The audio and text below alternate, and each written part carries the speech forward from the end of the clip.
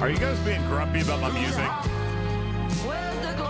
This one's not from Wicked.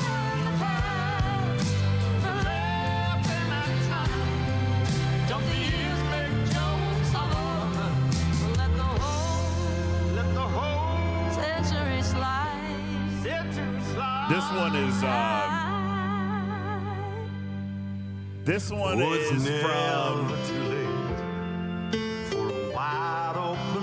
Elton John's documentary.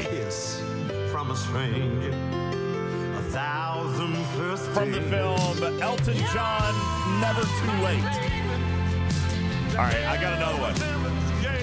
All right, here, let's do this one. How about, what the heck? Oh, the buttons are cold again. Here, how about this one? Give me one last dance before we hit the... You want something a little more upbeat? Well, there you go. Push me into overdrive, what a lovely way to go. If you're with me by my side, hey, don't look at me. Y'all wanted to change it. This one is from Venom, The Last Dance.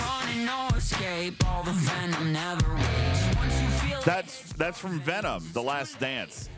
All right, fine. All right, you'll know this one. This is from Deadpool and Wolverine. Hey, hey.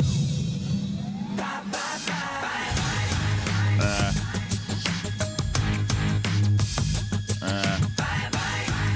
How about this one? This is from Beetlejuice, Daylight come and me want to go. Me say day, me say day, me say day, me say day, me say day, yo. You're right, Paulo. It's not actually from Deadpool and Wolverine. But that... and me want to go. All right, I'm digging this. Work all night on a drink. It's from the 90s, from NSYNC, because they're amazing. Yeah. But it also happened to be in Deadpool and Wolverine. It also happened to be in a movie. Yeah, that's right. The morning come. Daylight come and me want to go home. Come, Mr.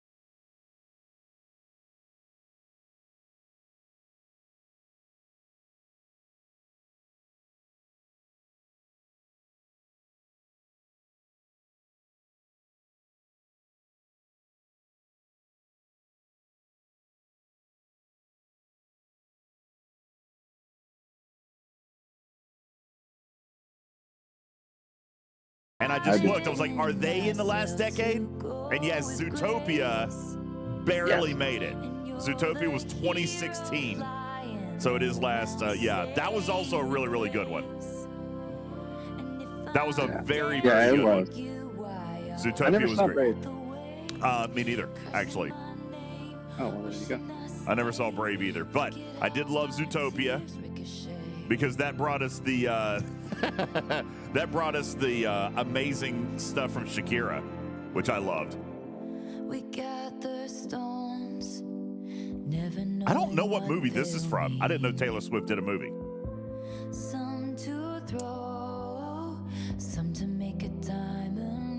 All right, which one is the Shakira Zootopia song?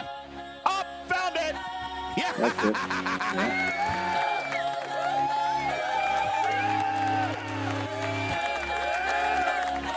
All right, I like this one too.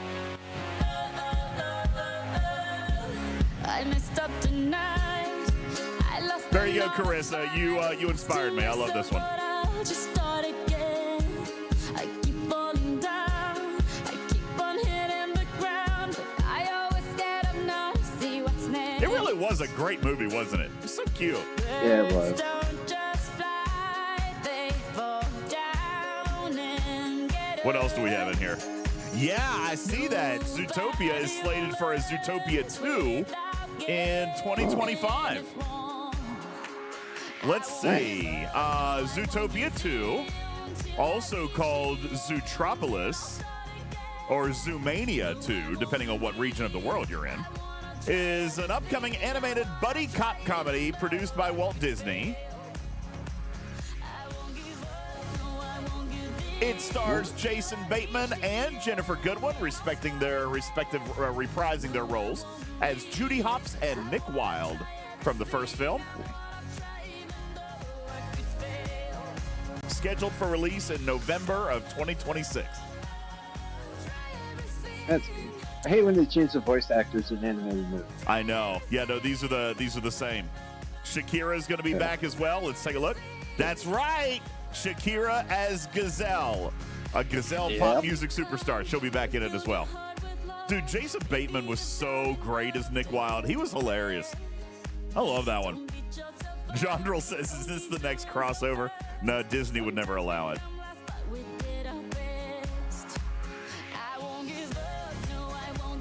Yeah, this is good stuff. All right, pretty excited about Zootopia 2. I ain't gonna lie about that. Let's see, what else we got in here?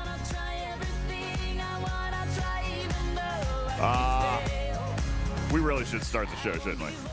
Oh my gosh, how about this one from Cars?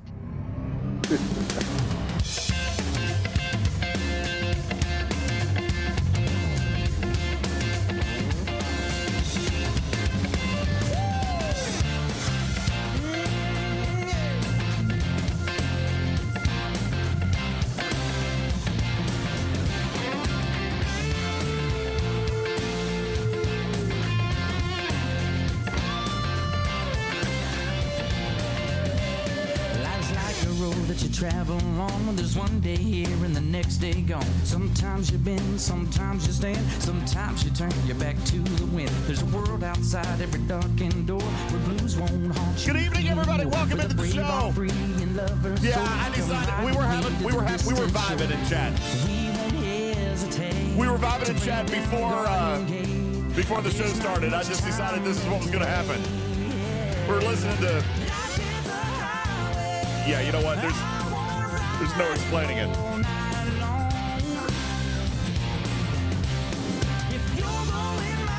Good evening, everybody. Welcome in. My name is Ultimate DJs. This is Talking Trek Live, Star Trek Fleet Command's official podcast. Let's get it on with the Talking Trek Server sound off in the chat. You guys go ahead and hit it. Everyone's like, wait a second. I don't know actually what's happening. Are we supposed to react now or no? Oh my God. That's all right. Tarpy's getting us started. What's going on, Tarpy on Server 70? What's going on? Ghost Rider on 63. Beat for the Gods on 17. I know the music is wrong. Stradalorian on 9. Chase on 44. Raj on 79. What's going on? Noon Whistle on 29. Papa Smurf on 61. Thank you. Spectre on Summer 11. Everywhere Matters on 56. Throws me off every single time. What's up, Betty Hill's Ghost on 42. What's going on? Check on Summer 84.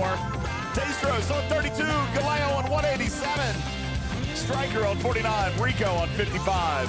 Cyclone on 15. Trectiva on 86. Krusty the Dome on 44. Warzarine on 193. Caledon on 89. Thad on the flagship server 15.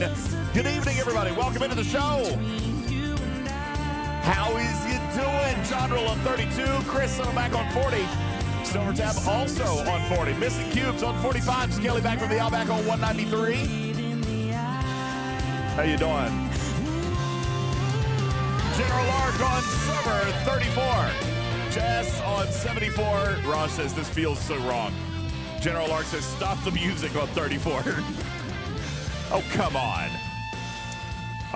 So good evening, everybody. Appreciate you guys all being here. Matters. Everybody's being grumpy with me over the show open today. Maybe we should have chosen a different one. Oh, We could have done the Spider-Man Across the Spider-Verse one.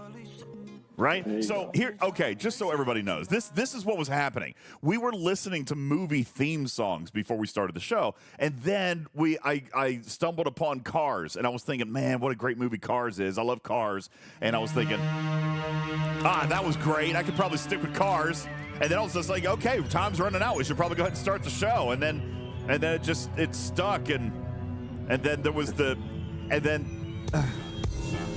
then there was Men in Black.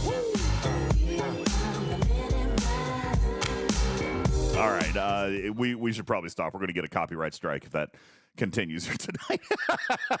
Good evening, everybody. Advertising for these movies. Yeah, right? Everyone's just saying, wait, are you hinting at the next crossover? No, I am not.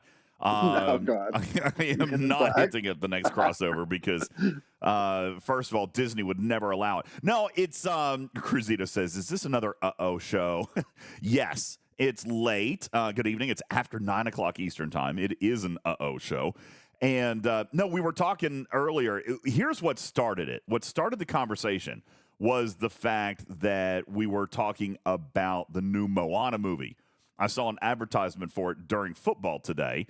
And so I was kind of excited about that. And then it started a whole big conversation about Disney movies and soundtracks and why The Rock is terrible and all this other stuff. And I thought it was fun little conversation there for a minute. I was up late last night. This is from Moana. Doesn't it have a Moana feel to it? It does. Oh yeah. I dig it. So we were talking about our favorite Disney movies and okay. Anyway, good evening. Welcome in. I was up late last night because Studio B was live. I just got cracked. I mean, literally, Thad, as you said it, you said, hey, throw a shield. Probably be a good idea to throw a shield. Be a good idea. Hey, DJs, you should go throw a shield. Yep, there it is. Less than 1 minute ago, and I just got cracked by a tier 14 Crenshaw. Shout out, Jonathan Ingram. Good evening to you. General Lark says, give me my viewer attacks back. No, it's a podcast. We can only do viewer attacks on Twitch. Jonathan Ingram says, I'm still waiting for the Ninja Turtles crossover. That would be fun. That actually is a Paramount property, so, I mean, that could actually be a realistic thing, potentially, possibly. More likely is like the Transformers or something like that, you know? So there's those things. Good evening, everybody. Appreciate you guys all being here. Welcome into the show. My name is Ultimate DJs. This is Talking Trek. Hi. Thanks for being here. Wait, Paulo says even Batman and the Power Rangers got a crossover? No way. Are you serious? Batman and the Power Rangers? That's a cool crossover, I think. By the way, okay, since we're just talking about, movies and TV shows and stuff like that, let me just ask this question real quick. You guys are nerds, okay? You guys are nerds out there. So tell me that I am not alone in really, really wishing that the Power Rangers got another movie. All right? Because the way that they ended the first Power Rangers movie, they set it up for the Green Ranger. Like, they set it up for Tommy, right? Valhalla says I'm very alone. Wolfwood says I'm not alone. Come on. I thought it was a guilty pleasure. Okay. Listen, I know the movie wasn't like superb. It wasn't supposed to be. That was, as Bubba Joe would call it, that was a fan service movie. Okay. That was a fan service movie. It was a perfect setup. I thought it was okay. Listen, Bubba and I were talking about this on our last show that we did together, which, by the way, there is one coming up. The Bubba Show is returning as we continue to talk about, sorry, my foot's itching. Sorry, as we continue to talk about what's going on in the Star Trek universe. He also has a homework assignment for me, and I'm not sure if I'm going to get it done or not. We'll talk more about it. But he was saying, when we were talking about Section 31, he said, listen, if this ends up being an action movie, I'm okay with it as an action movie, right? Like, it doesn't have to be normal Star Trek. Like, it can be an action movie. I like action. I'm good with Star Trek action. I think that the Power Rangers movie kind of was an action movie. Okay, it wasn't supposed to have like the most intricately best story plot of all time. It was the Power Rangers. Their stories were freaking terrible. Okay, I mean, honest to God, they were the worst stories of all time. You didn't watch them for the stories. You watched them for the cool robots and the great monsters. Okay, I mean, come on. All right. However, you're right, Nick. It didn't make a lot of money, and that's why there's not been a sequel to it. But I feel like I can't be alone when I say I'd kind of like one more. I'd kind of like one more Power Rangers movie. I really liked it. So anyway, Everywhere Matter says not alone, but close, close to alone. I know, not a lot of people. Beetleborgs are not better than the Power Rangers. What is wrong with you, Ingram? The Beetleborgs, all right, they're kind of cool. They were kind of cool, but still not better than the Power Rangers were the OG. They were the OG goats, man. Okay? That's right. Engineer says, I watched it for the Pink Ranger. It didn't matter. It didn't matter what Power Rangers version you watched. You always watched it for the Pink Ranger. The Pink Ranger was like 100% of all the series, the Pink Ranger was the go-to. All right, that was the one. Thank you, Wolfwood. He says, I'm riding with you on this one. Nah, I mean, yeah, Voltron, but man, there was something special about the Power Rangers, dude. Something special about the Power Rangers. All right, just saying. So Voltron was OG. Yeah, but was Voltron ever live action? I don't think it was ever live action. I think that's what made Power Rangers OG for me, man, was that they were the first live action. All right, Medic says, no, but who cares? Whatever. Yeah, I know. So, anywho, good morning. What's wrong with the overlays? Oh, there we go. Fixed them. Good evening, everybody. Appreciate you guys being here. Hey, happy 6-year anniversary. Huh? Happy 6-year anniversary, everybody. Happy anniversary. Happy anniversary. Today's the day. Yo, Scopely. Today's the day. Today's the day. It's the anniversary. Actually, it's not technically the anniversary, but we're going to go with it. Today was the day. We finished our gifts. You laid out the candles. We got the flowers all set up. We got the dinner on the stove. All right, tonight is the night you deliver, baby. That's right. Today was the day, Matters. One whole week of anticipation, getting ready, and hold on. An entire week looking forward to this night. The suspense and hype building every single day. The physical angst of waiting for my epic unlock. Every single day, inching closer, earning just a taste. 10 epic shards per day, like rose petals leading me to the bedroom. Give me my attack back. I need to throw poop. Ark, it sounds like you just found the way to throw poop today. Yeah. Rose petals leading me to the bedroom, where finally, here we are on anniversary night. There's candles all throughout the room. There's like the 4-post bedroom, like bed with the sheets, like the drapes veiled around the bed. And I approach the bed and I pull back the drapes, and what do I find? A beautiful, epic unlock. Lying in wait. Either that or it's Echo. I haven't decided which one. Is actually waiting there for me. It might be Echo.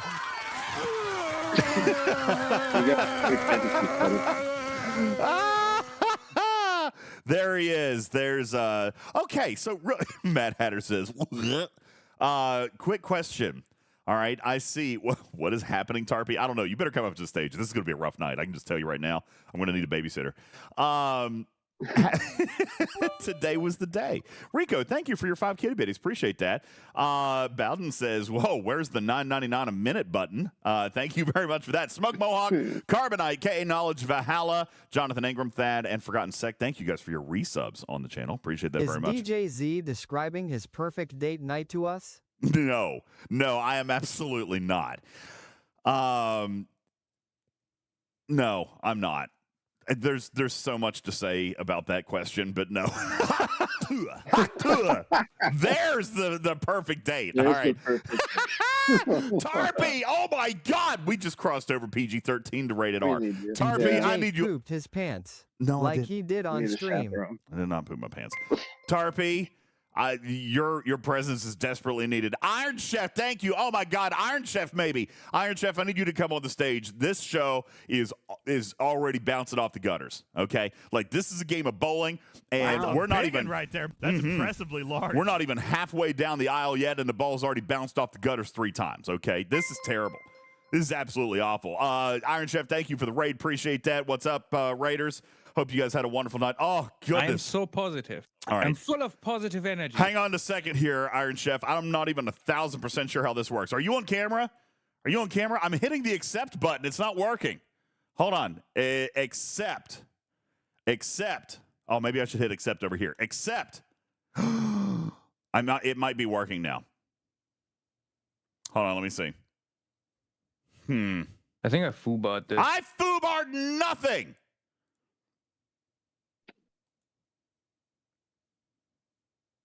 No, wait. It says, mwah, mwah, you're the best. Mwah, give me hugs and kisses. I don't even know what's happening. Did I just cancel my own stream? Did I accidentally just stop my own stream? No, I don't want to end my own stream. What just happened? Did I just end my own stream? Oh, I'm still here. Okay, good. It just asked me, are you sure you want to leave your own stream? No, I don't want to leave my own stream. Hang on. You know what? I don't like collaboration. Let me start something different here. These are not technical difficulties. This is terrible stuff here. Hang on, Iron Chef. I'm coming in. Dr. Iron. Man, those dongles need to be rewired. Show me your dongles in chat, fam. No, there's no dongles. There's no dongles necessary. Okay, everything is fine. I think I foobarred this. There's no foobarring of anything. Everything is fine. Hi, Tarpy. I didn't foobar any of it. Why are you laughing? Hi. This is making me feel terrible. Iron Chef, can you hear me? Can you hear me, Iron Chef? I can't hear him. Why not? Yay, bugs. No, not the bugs. Look, see, I can see him. Hold on, I'll show you guys. Oh my God, he's green! He's green! Iron Chef is green! That's amazing! Iron Chef is green, everybody! See, that's what happens. You took. I think that anytime they include the letter D in any currency or ship, it's just bound to be misused by this podcast. Is lost in. That is absolutely accurate and forever a true statement. Thank you, Chief Boo. Appreciate that. I am not 1,000% sure why I can't get his audio to come over here. Let me try this. Listen, I'm gonna give you a forewarning. I believe that you might end up hearing yourself. Okay? I'm going to apologize in advance that I think you're going to hear yourself. Let's try that. Because I haven't actually got all this fixed yet. Can you hear me now? I still can't hear you for some reason. I've got him turned up, too. I've got you turned up, Holmes. Let's see. No, don't mute audio. Yeah, I've got you. I think this might be on your end, dude. Because I've got you all turned up and everything. It's not on my side, Wolfwood. He's on. He's on, and it's not muted. Griffin does look a little green Can't today. be DJs. He pushed all the buttons. I pushed every single button. It obviously can't be me. Yep. Look, here's I how think you. I foobot this. Here, I'm going to show you. I'm going to show you, fam. Look, see? He's not muted on my side. Okay, look at that. He's got good guest volume. He's not muted. Quality. It's not me. Lost it. It's not me. Hey, thank you guys for the hype train. Griffin looks different today. I know. Oh, hell. Here we go again, says Cruzito. Thank you. Mini Shamu, thanks for I don't the think 11. DJ can work a computer tonight. Yeah, bugs. Yeah. Hi, piggy, piggy, oink, oink. No, I can't ever work a I think I computer. foobot this. I foobarred nothing. All right, just everybody wave at Iron Chef. There he is. Iron Chef, since we can't get you on voice, just wave at everybody. He can hear me, right? I mean, see, look, he can hear me because look at the I think I thing. foobot this. The thing, just wave, yeah. All right, everybody, say hi to Iron Chef. Thanks, buddy. Appreciate it. DJ, what is wrong Yes. with you? It's not my fault. Not my fault. Okay. Anyway, nothing is wrong with me. DJ. What? What is wrong with you? Stealth Monkey. I didn't do. That was not my fault. This sounds like a Verizon commercial. Thank you guys for the hype train. Already into a level 3. Holy smokes. Listen, you guys keep feeding the hype Give train. up. You can't do this. It's beyond you. Failure will occur. The lesson of this story is never try. That's horrible, Juby. Can you just bring him up? wrong. Just sit down and be wrong. You are wrong. My goodness gracious. Just bring him up on the stage in Discord. I was gonna do that. Is he in our Yeah, stage? it's not gonna He's work. right there. There he is. All right, hang on a second. Oh yeah, I see him. Okay. It's gonna Hello. work fine, check. Hi, Iron Chef. Hey, Iron Chef. what's up, Aloha. I think I there you foobot go. this. All right, hold on. You want me to put you back on camera now? This feels like this should not be a podcast. I'm sorry Sure. to the listening audience. I'm very, very sorry. Do you understand the hot talk coming out of my mouth? Oh my God, amazing. I love it. Thank you guys so much. Listen, for every level of the hype train tonight, we'll just continue to be idiots. Oh my God, Lost In, thank you. That's Caledon says, don't Like they do it. need to pay for It that. will break even more. Okay. Okay, is that working? No, turn on your camera. I am so positive. I'm full of positive energy. And I'll go in and I'll turn That working you. now? Oops, wrong button. Hold on. And then I'll turn you not green. How's that? I think I foobot Ah, this. we can there he hear is, him now. ladies and gentlemen. There he is. Hold on, I Thank gotta change the Not easy being green. Here, let's see. Let's move him over to. Yay, um, bugs. Let's move him over to guest 4. Here we go. I'll move him over to the guest 4 slot. That way he has his own slot Yay, bugs. permanently. Ooh. Yeah. Here, boom. Move I to think- slot number honored. 4. There he is. Oh my This is God. so cool. Hello, everybody. Hello. Look at I that. love your I background. I even fixed the little name tag and everything. Look, everybody. Look at me. Von 99 Luftballons. Oh, what is happening with the Auf alerts Ihren now? Weg zum Horizont. Well, in I'm Germany. not vielleicht perfectly centered here. gerade Wait nicht. on. What is Dann happening? singe ich ein Lied für dich. I don't know. Something like that. Something like that. Thank you, Alex. Appreciate that. Dr. Iron Chef is on the stage, and I got it figured out. That's right. DJs and guest slot number 4 nameplate is here. That would be Thank Dr. you. Iron Chef. What's up, buddy? How are you? Look at us figuring I'm this. doing great. Figured I out think this Happy foobot Thanksgiving this. to everybody. high-tech stuff. Yeah, happy Thanksgiving. Happy anniversary would be more appropriate today. Iron Chef, here's the big question. Okay? Who did you... Quality. Who did you unlock today, Dr. Iron Chef? Well, I just got the shards for 7. 7 of 9. You two? That's what Yeah. I did! Awesome. See? We're on the same page. On That's the same exactly page. right. I did. That's right. We get to play Iron Chef again in incursions this week, and that's what I was doing. Oh, I was ramping up for my PvP experience, Jonathan Ingram.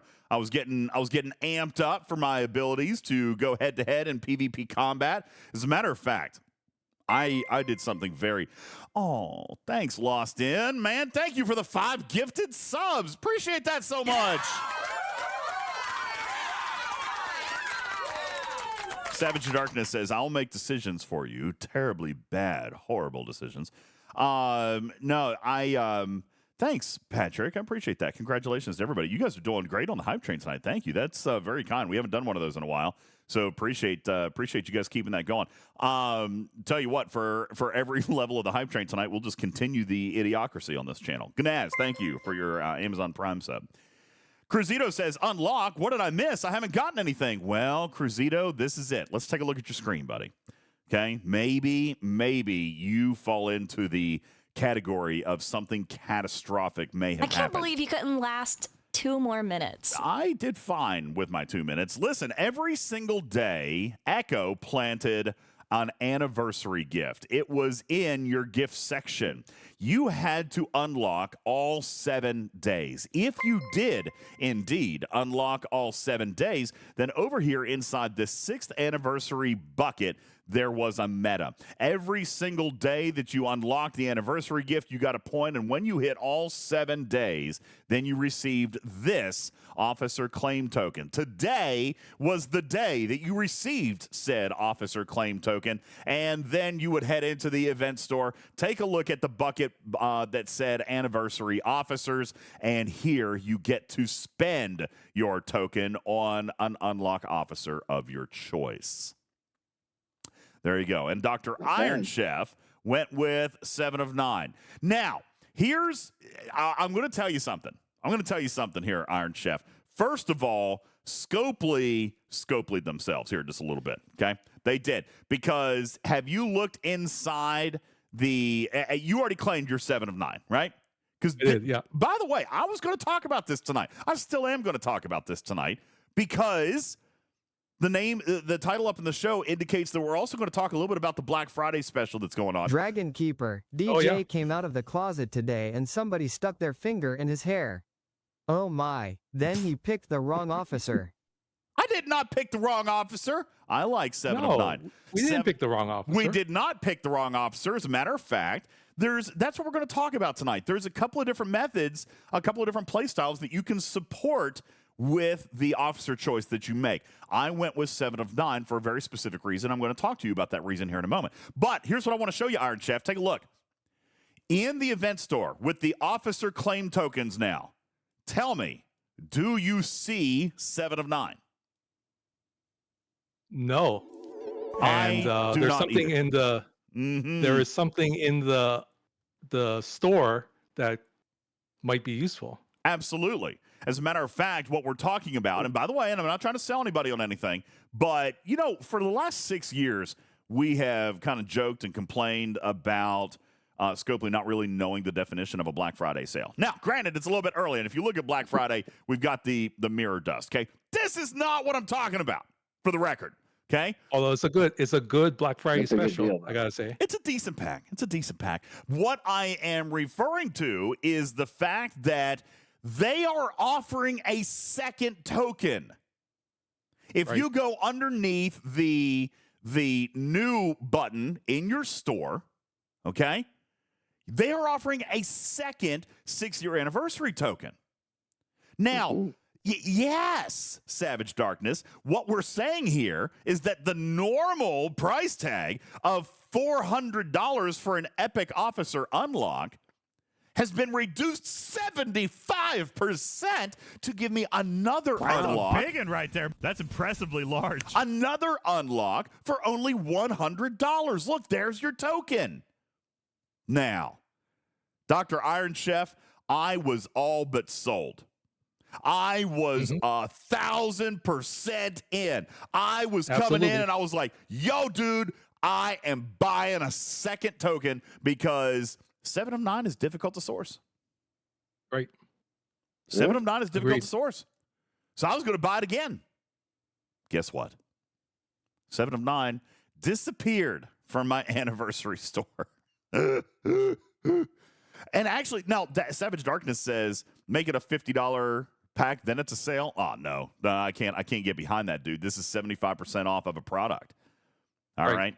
Now, granted, I mean, you can ask for it to be whatever price you want. I'm not necessarily saying that $50 wouldn't be better than $100. I'm just saying $100 is not a slouch. All right? It's no slouch. So if I And come in here, I'm disappointed. Oops, wrong one. I'm disappointed, Iron Chef, that that the officer herself has been removed out of here. Obviously, it does say limit 1. All right. In all fairness, I probably should have thought about that. They do say limit 1. But now I've kind of got to think about, do I actually want to buy that token? Obviously, there are other officers in here. You can only get into 7 of 9 once. Turpy, rescue me! What is going on? I don't know what's happening. All right. Everybody had a good nap today. Everyone's feeling feisty. I don't know. The Packers won. The Cowboys lost. I don't know. The Cowboys won, didn't they? Cowboys won. So everyone's just feeling feisty. DJ's on a vacation far away. Come around and play STFC. So many things that he wants to grind. You know I like my ships a little bit G6. Well, there was a poem going on there for a moment, and then it stopped. All right. Thank you, Juby, for giving it a shot. All right, didn't work. Now, there's a lot of perspectives in the chat. All right, a lot of perspectives in the chat. I see this. We're going to get to all of them. But Iron Chef, if 7 of 9 is the officer you chose, and obviously the officer that I chose as well, is it disappointing that we can't get another 7 of 9 card? Yeah, it was 120 shards, right? So even if you talk 25 shards is usually what the amount is, or even 20 shards. You're looking at really good value. So it not being there, I think for me it's a pass on the second or getting the second bundle. Well, I guess that perspective does depend. All right. And this is where I wanted to talk. I wanted to get into the science a little bit, Iron Chef, of what is actually in this store. All right. Because I had a conversation with Captain Bull and JB. I was having a conversation with Wham about what is important to me. As a matter of fact, I talked to a lot of people about it today. I talked to Body about it. I talked to Lube about it because I felt Scopely did a very good job this year.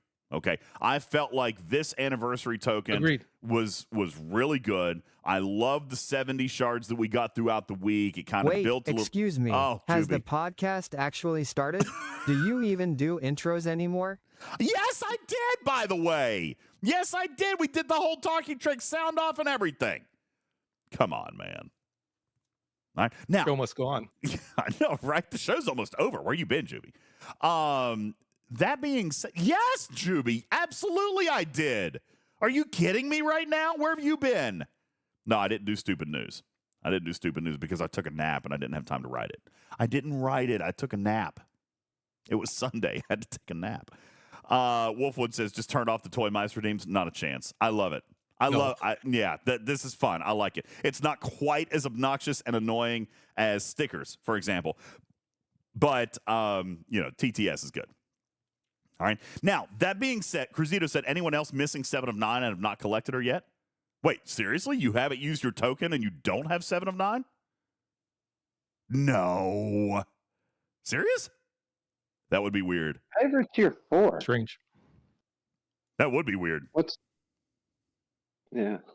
Oh, she disappeared from their store and they haven't even gotten anyone yet? Cruzito says that he didn't claim her and 7 of 9 is missing from the store. That's weird, dude. Everybody else is saying she's still there for her. Did you buy a token in your sleep, Cruzito? You are an Op 68 whale. Did you actually already redeem that button? You probably did. It's all BS. SNW lawn. But it was Strike Team lawn. Okay, but it showed on. SNW lawn. All right, yes, it was an error. Okay, who? You're the best. Give me hugs and kisses. Hold on a second. I saw this outrage today, Iron Chef. I saw people upset that it wasn't Strange New Worlds on, and I was thinking to myself, she's a rare. Like, we obviously knew she wasn't going to be there. Okay, as a matter of fact. And for the record, I saw this early. They sent me the list that said Strange New Worlds on, and I even edited it in my video.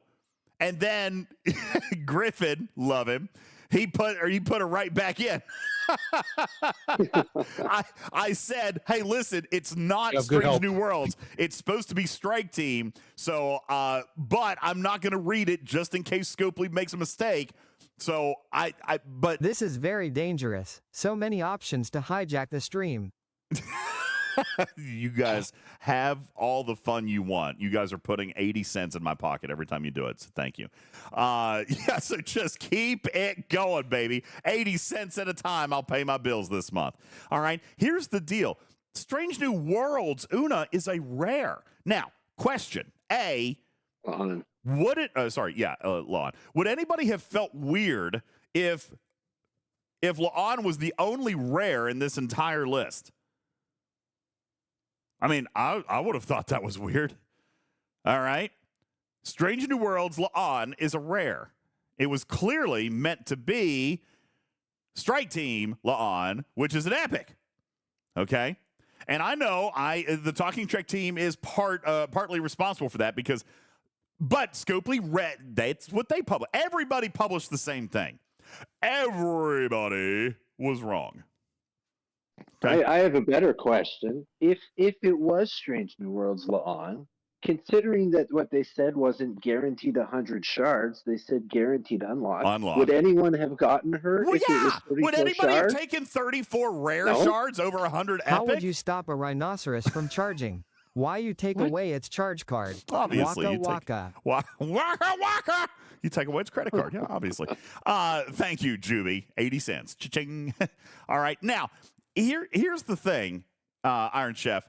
I can't believe the outrage over it not being Strange New Worlds La'an. I'm shocked about that, especially given how difficult it is to source Strike Team officers. Okay, Well, Strike Team officers are really hard to source.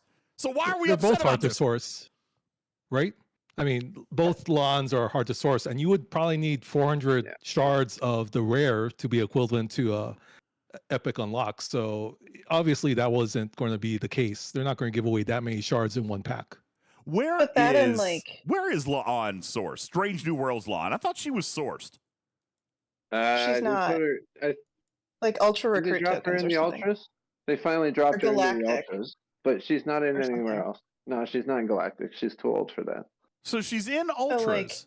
I mean that. But the community He's does really often hard to say ultras. the community does often say that ultras are sourcing. That's where they want them. Ultras are sourcing. So now granted, I don't feel like that's great sourcing, but you're right. You're absolutely right. Here she is. She is in the ultra recruit chest.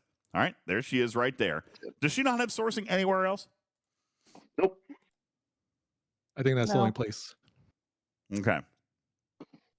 As she's very, very slow to grow.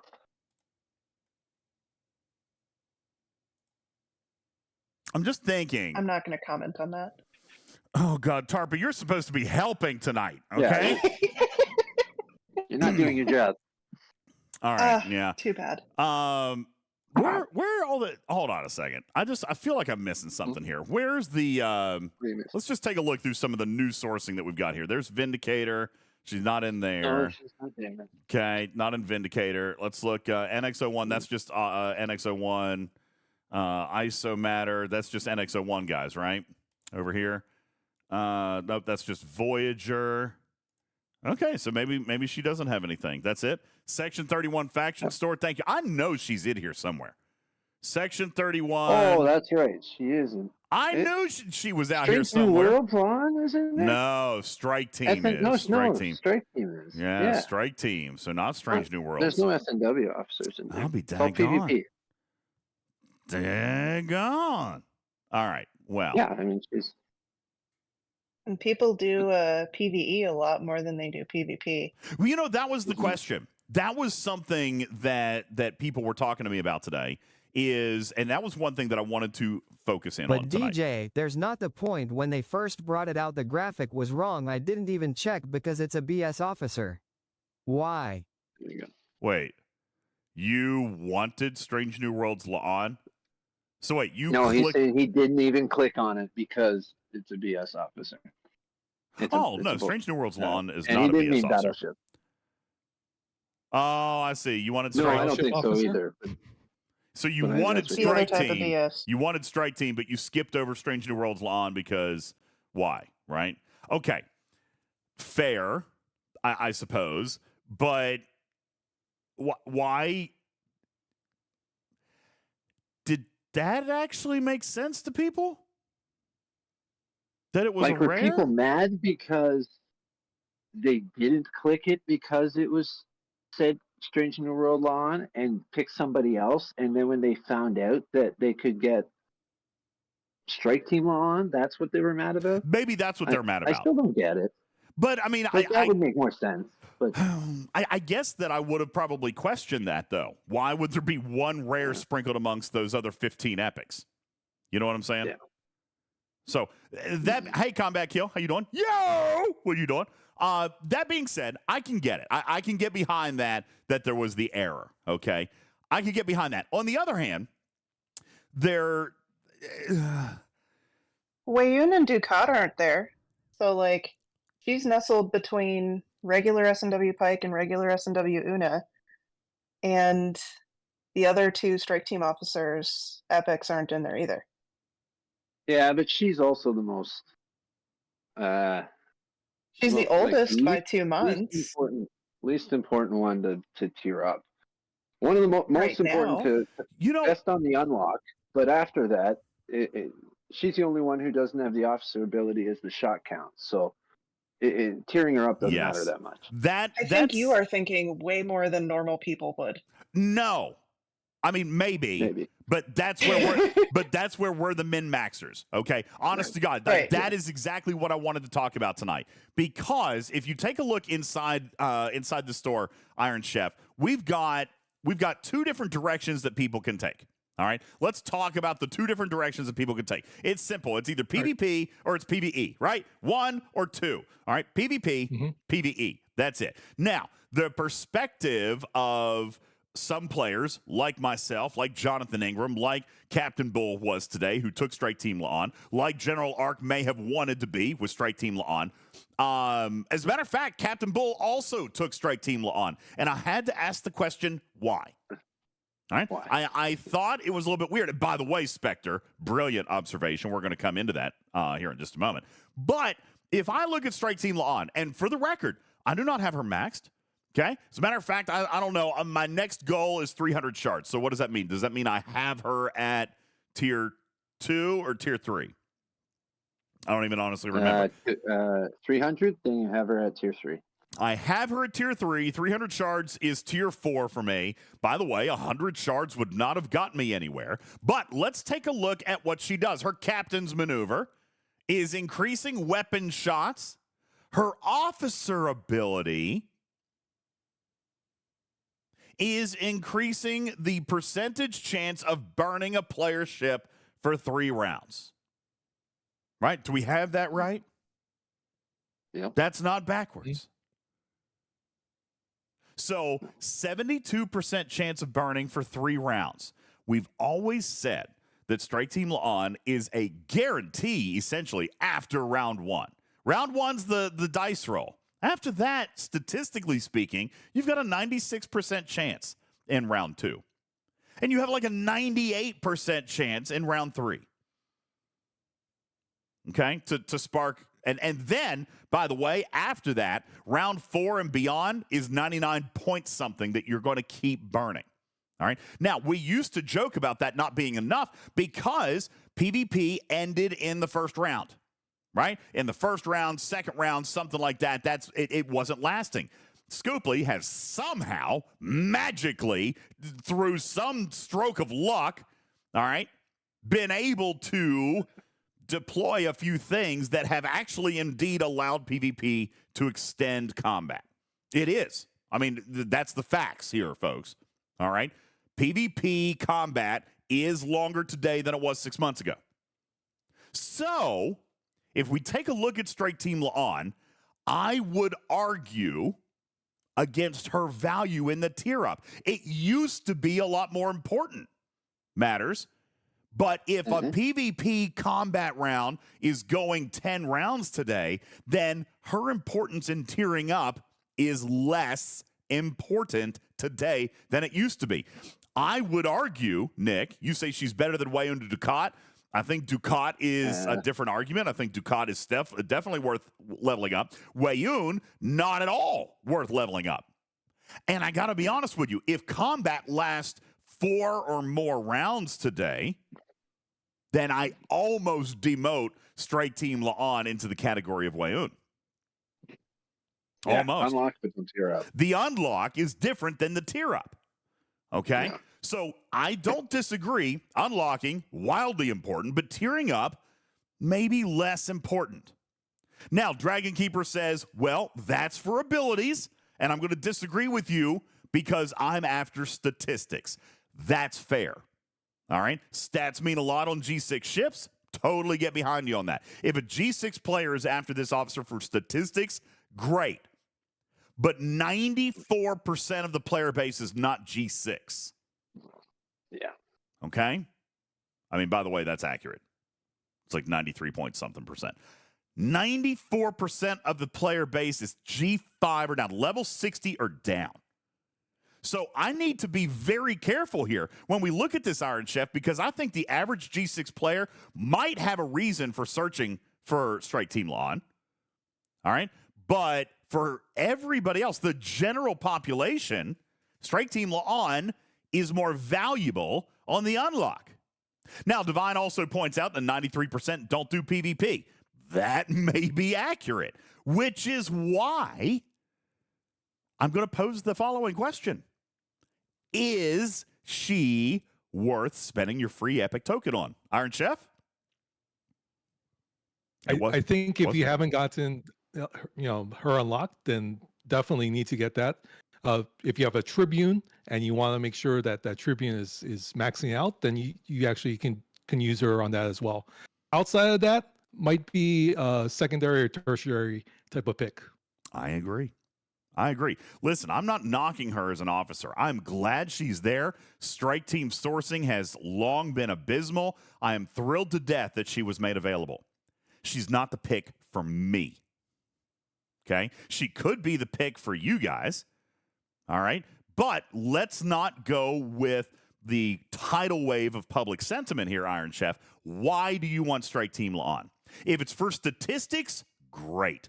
If you're a G6 player and you need statistics, I get that. That might be legitimate. If you're a G5 player and you don't have her unlocked, that might be legitimate. I can see that. If you are a G4 player and you already have her at tier 2, I don't think you spend the token on Strike Team La'an. No. Yeah, there's other choices. There's other choices. Maybe it's not PvP at all. All right? Scratch it. Maybe it's not PvP. Or, actually, you know what? Before we scratch PvP, Iron Chef, why don't you point out the other officers in the 6-year anniversary store that do actually have PvP implications? What's another one? Oh, that's a good question. We have to look. Let's take a quick peek. There you go. Yeah. How about a younger player? How about a G3 or G4 player who hasn't yet maxed your 5 of 11? Now, granted, some of us are going to say, well, 5 of 11 has good sourcing today. I'm not going to disagree. At least it's better than it used to be. Okay? Better than it used to be. And by the way, 5 of 11 is very potent in PvP. Who remembers what was the crew for the longest time? It was 5 Lorca Khan. Yeah. 5 Lorca Khan. Big deal. Okay? That was a great crew back in the day. And if you're a younger player on a newer server, I'm here to tell you, you take 5 Lorca Khan up against somebody in combat, you got pretty good odds of winning. 5 Lorca Khan continues to be great at an entry-level PvP crew. Okay? Yeah. And you have the loot. I mean, that was my pick last year. Last year was my pick was 5 for my anniversary gift. Absolutely. So I think if you haven't maxed her out, that's a good choice. Sure. Now, Zoidberg, you say I'm getting wrecked in arenas by tier 14 and tier 15 cubes with Strike Team La'an. Yes, you will, but let's see if that meets the criteria I just gave. Is a tier 14, tier 15 cube a G6 cube? Yes, it is. That's a G6 cube. Okay, so they're going after that for the stats because the cube has stats for days. It's deep. I can't max out the stats. What are the actual max stats for a cube? Is it like 4,000% or something crazy? I mean, that's crazy, right? It's nuts. All right. So Dragon Keeper says it's G4. Get out of here. Dragon Keeper, God, you are so wrong. It's funny sometimes. A tier 14 cube is not G4. That's a big one right there. That's impressively Listed large. as a G4 Epic. Oh, God, no. No, I'm talking about the player who can have it. You cannot have a tier 14 cube and be a G4 player. Yeah. Stats max out at 4,500% for each stat at if you have 960,000 stats. Oh, my God. Are you splitting hairs with me? You're talking about the materials it takes to upgrade?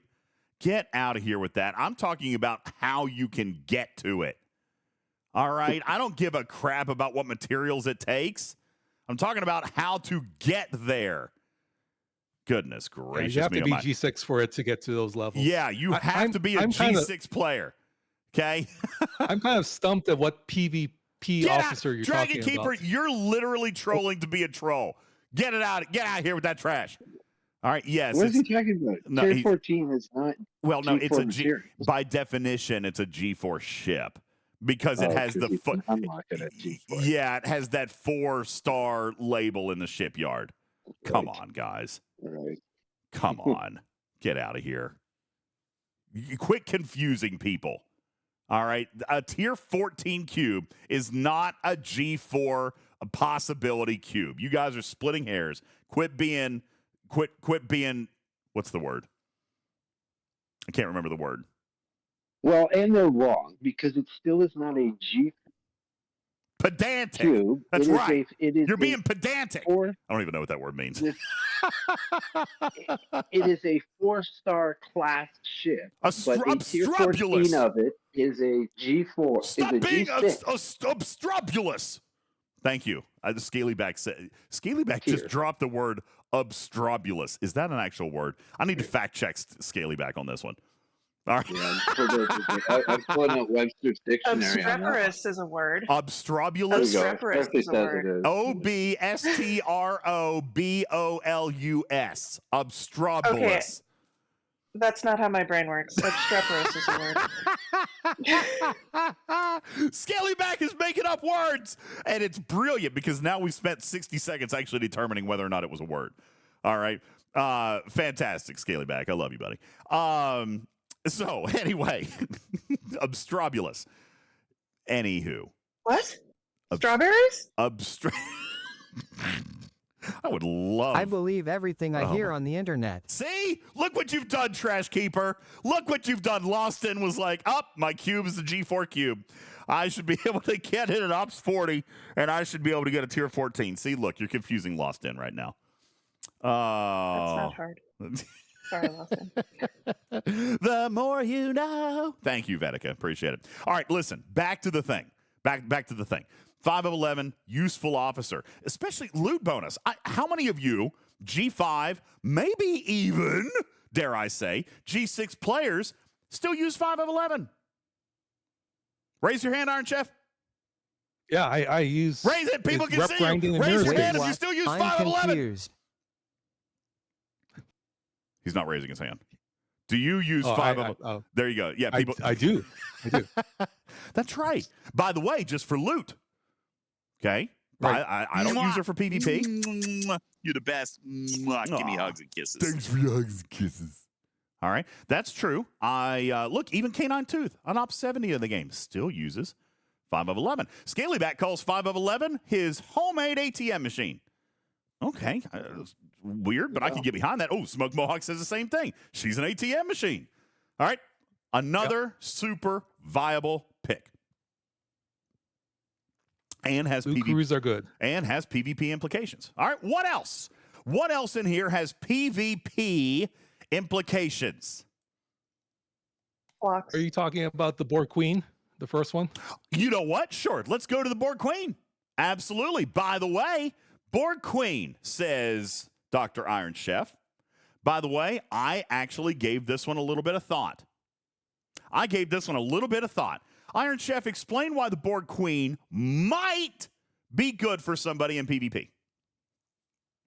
Well, it increases your armor piercing and shield. So if you're trying to end the battle quicker, then this might be option if you have assimilate through like mirror data.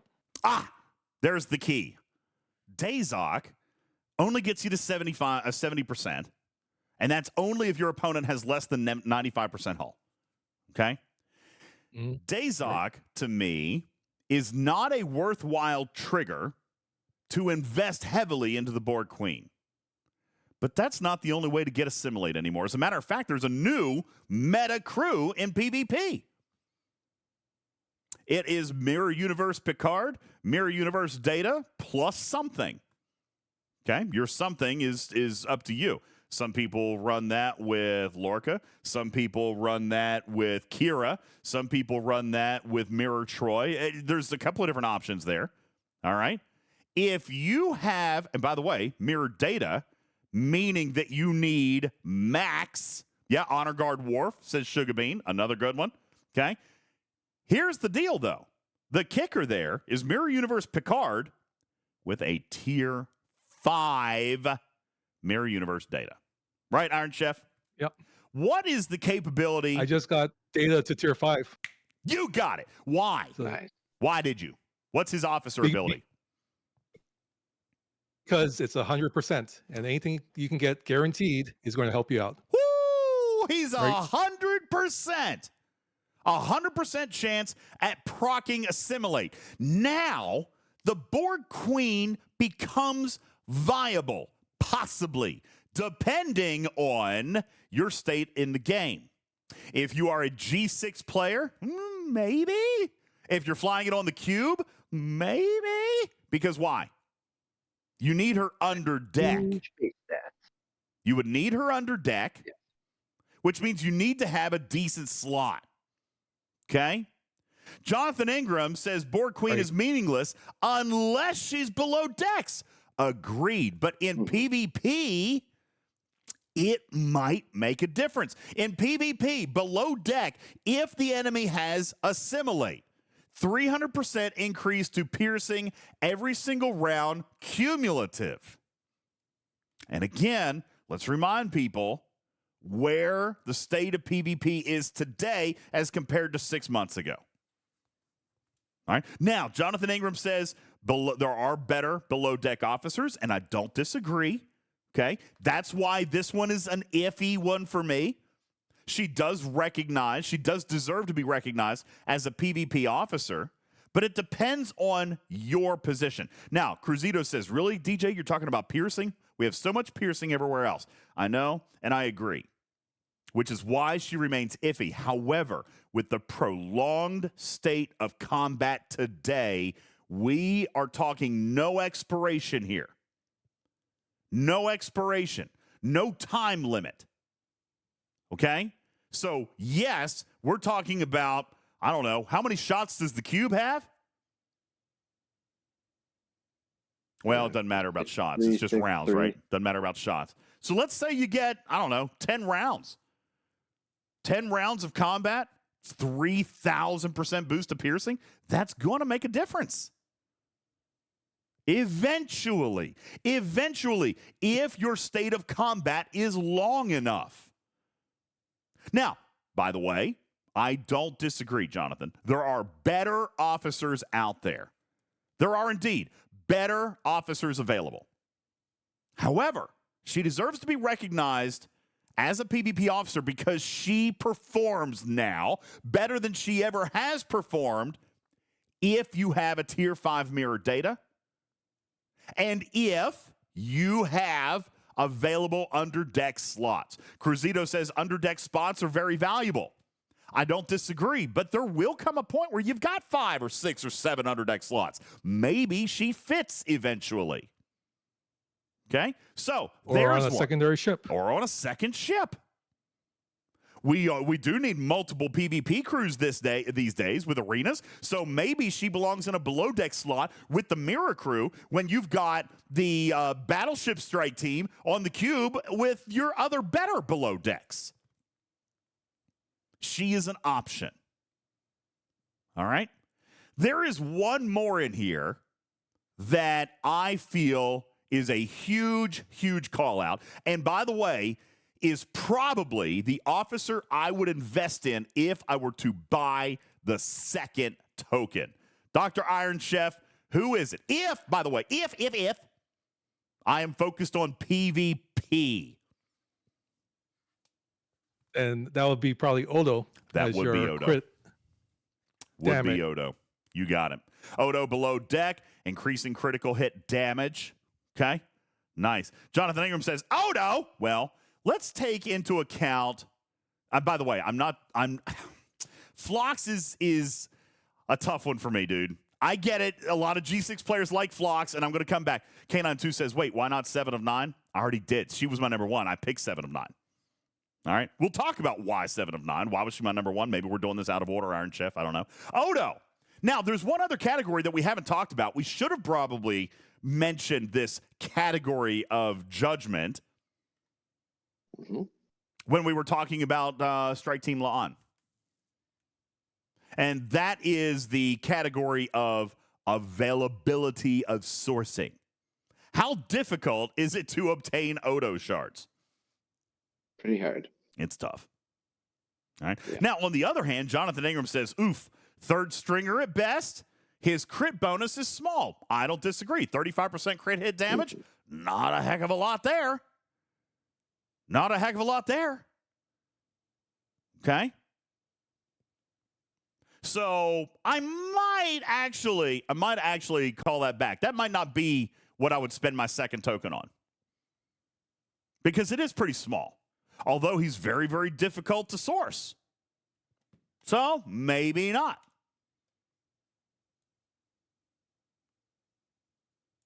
And finally, you've got Phlox. Yeah, it could be Oh, lost you, buddy. as simple as There you go. It could be as simple as that there are no other Yeah, Uh-oh. We're losing. You might want to go and look at the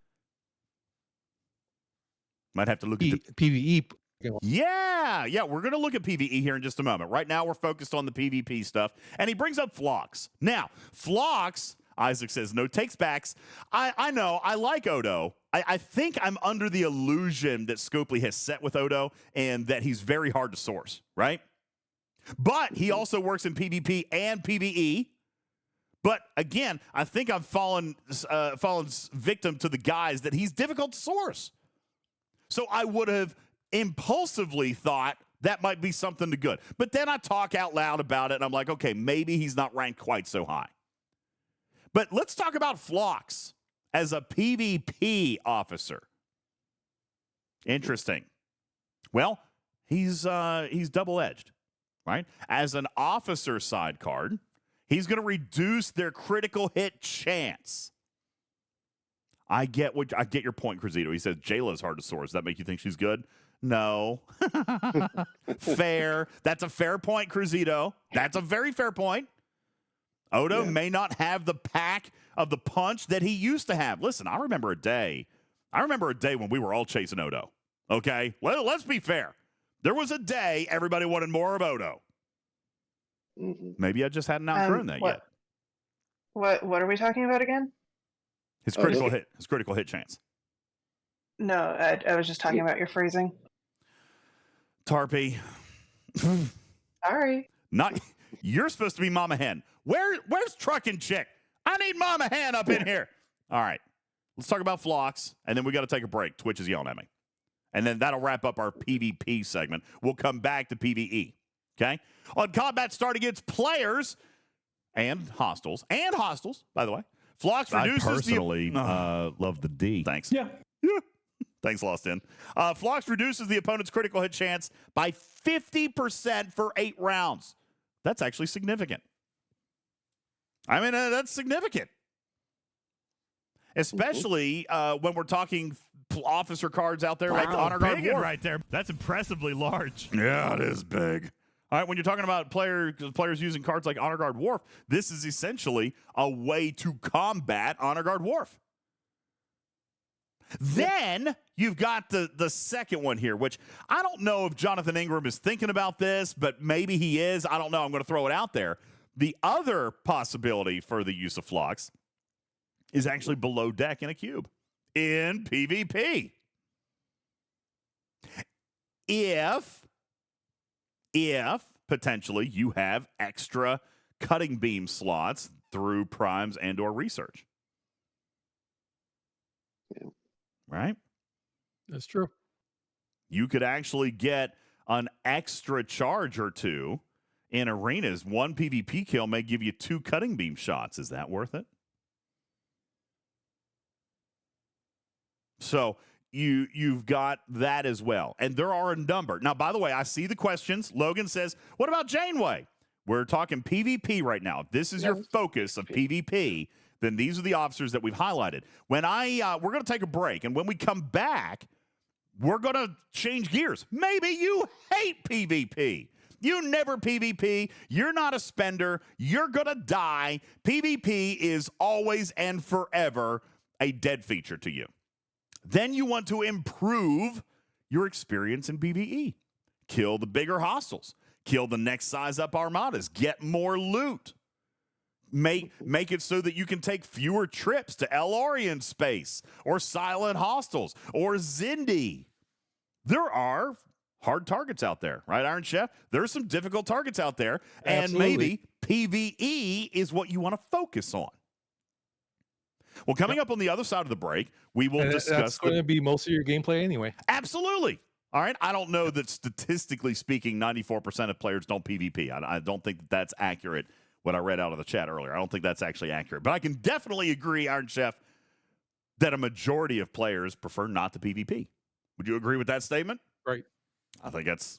I agree. Yeah. I think that's very we see it statement. in arenas. Yeah. Yeah. People don't like it. But even if you'd like to PvP, there's just not opportunities to do it every single day. That's true. Bel Air so says... you are going to be doing PvE. Carissa says the game is balanced around PvE loops, and I think you're right. Okay? Stevens Aaron says 90% of the objectives built in the game are PvE. Absolutely. So let's talk about PvE on the other side of the break. Iron Chef, you sticking around? I really appreciate you being here. This is great. Yeah. Sure, if you'd like to have me, I appreciate you bringing me on stage. Can we make him green? The button doesn't work because I moved him on the camera slot. I'm going to, during the commercial break, I'll add him a green Iron Chef button. All right, guys, we're going to take a quick break. And when we come back, more on the 6-year anniversary gift and the officer you should choose, plus the extra officer if you were to spend $100. We're going to talk a little bit more about that coming up on the other side of the break. Plus, Echo! The surprise Mirror Universe event today. Why it is not only great and excellent, but also really pissed me off. We're going to talk about that on the other side of the break. My name is Ultimate DJs. This is Talking Trek Live, Star Trek Fleet Command's official podcast. We'll return right after these messages. This portion of the show brought to you by CrazyBunch.org. Are you old like Bubba Joe and get tired playing video games? Surtail has a solution for your health and wellness needs, especially while gaming. You could try an energy gummy for those long incursion events, or just to keep yourself conscious while you're doing all that mining. Surtail is an independent distributor of all aerial products you'll need to improve your gaming experience. Message Surtail on Discord or visit CrazyBunch.org for more information. Yo, what's up, Commanders? Great news about PvPTarget.com. You've known for a while that it exists and has some great reference tools regarding PvP banding and common crew loadouts, but they've recently launched brand new tools on the site, including a brand new cargo calculator page as well. This isn't your typical max cargo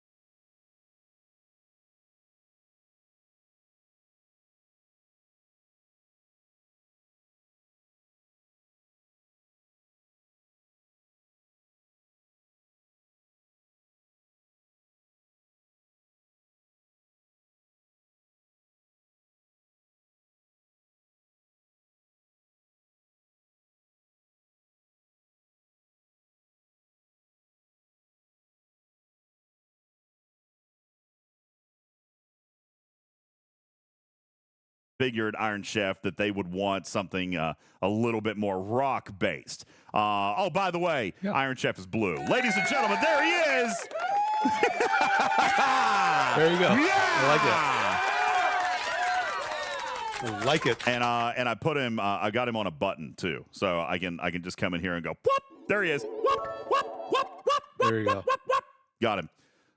Yeah. See, I turned blue too, but it's a different shade of blue than you are. I'm more of like a green blue, like an aqua. But you're like, more of a teal. Yeah, kind of the neon-ish a little bit. But you're definitely like pale complexion. The straight blue right there. Indigo Iron Chef, says Corellius. Our very own Stitch. Hi, everybody. All right. You're going to edit that out, and that will never happen again. Oh, dear God. Good evening. All right, appreciate it. Thank you, guys. No, that will never, ever, ever happen again. Okay, so PvP versus PvE. Bad Stitch. I know, bad. Let's talk about PvP versus PvE. We've talked about the PvP options, all right? But right before the break, Iron Chef, we were talking about how some of the players might say, listen, PvP is not for me, right? I need to focus on the PvE aspects of the game. As Aaron points out and Carissa points out, that's 90% of the game. Are PvE loops. So let's talk about PvE officers. All right. If you want to focus in on something PvE, then what is it that you would look for? I got to be honest with you. Oh, now that I am rethinking my second token, Iron Chef, away from Odo, and I'm looking here, I might say, and by the way, I'm misleading, misdirection, okay? Don't take this as my number one pick. I might say, Iron Chef, I might say Riker. Everybody loves a good old anti-Riker, except... Why Riker? Why Riker? There's no reason. Actually, I take that back. There is one reason. If you don't have him. Right. Exactly. You need that impulse speed. Yes. If you don't have him, he is wildly important. His captain's maneuver is impulse speed. Okay? If you have him unlocked, is he worth tearing up, Iron Chef?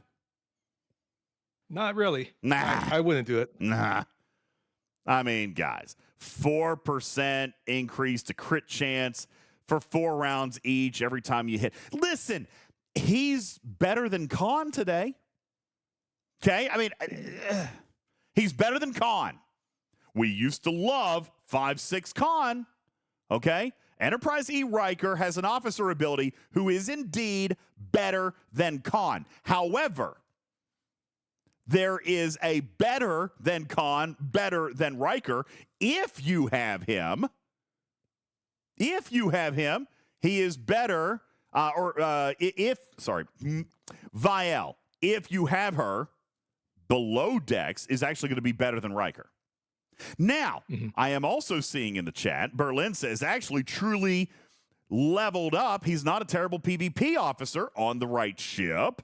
I'm going to say on a Borg cube, he's probably better under deck if you want to do that. But again, there's other officers that are dealing with crit chance. But again, he doesn't specify PvE or versus PvP. Lost In says, wait, DJ, he works in PvP? Yes, he does. He does indeed work in PvP. So he might. It's just increasing your crit chance. Again, though, depending on what you're PvPing in. What about a G6 uncommon ship? Is he worth putting there? Again, his proc is every time you score a hit. So you need a bunch of weapons, right? What has a bunch of weapons? The cube. G5 ships, mostly. Well, G5 ships and the cube. Okay, Jonathan Ingram says that was a trick question. Nobody should own a G6 uncommon. Ding ding. That's that was the correct answer. That's what we were going for right now. Thank you very much. You're a winner. Yeah. All right. Yeah, the correct answer is nobody should own a G6 uncommon, Alex. Okay, there you go. All right, paperweights in space.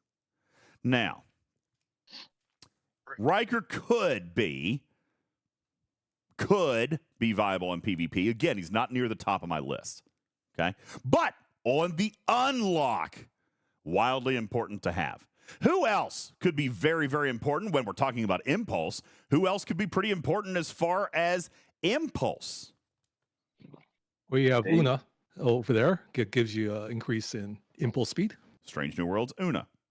Her sourcing is better than it used to be. It used to be limited to nothing. Then it was just incursions, and now she's popped up in one or two other places. All right. So she's a little bit better in certain places. Hypodermic says, is Riker per hit or per weapon? It is per weapon. They're all per weapon. They're never per shot, never per hit. It's always per weapon. Everything in this game is based around. You can have extra shots, but anything that procs is only procking per weapon. Okay? Yeah. Procking per weapon. Yeah. What? He actually has a chance per shot. Yeah. Nero. But for the most part, it's per weapon. So, Una. Incoming is always per weapon. Incoming, yeah. But incoming is different than when we're looking at your own ships. Yeah. Okay. Most officers, even outgoing, yes, it's per weapon and it generally specifies. K92 says mathematically, a maxed E Riker is basically like Honor Guard Worf on a cube. Just a note to self. Okay.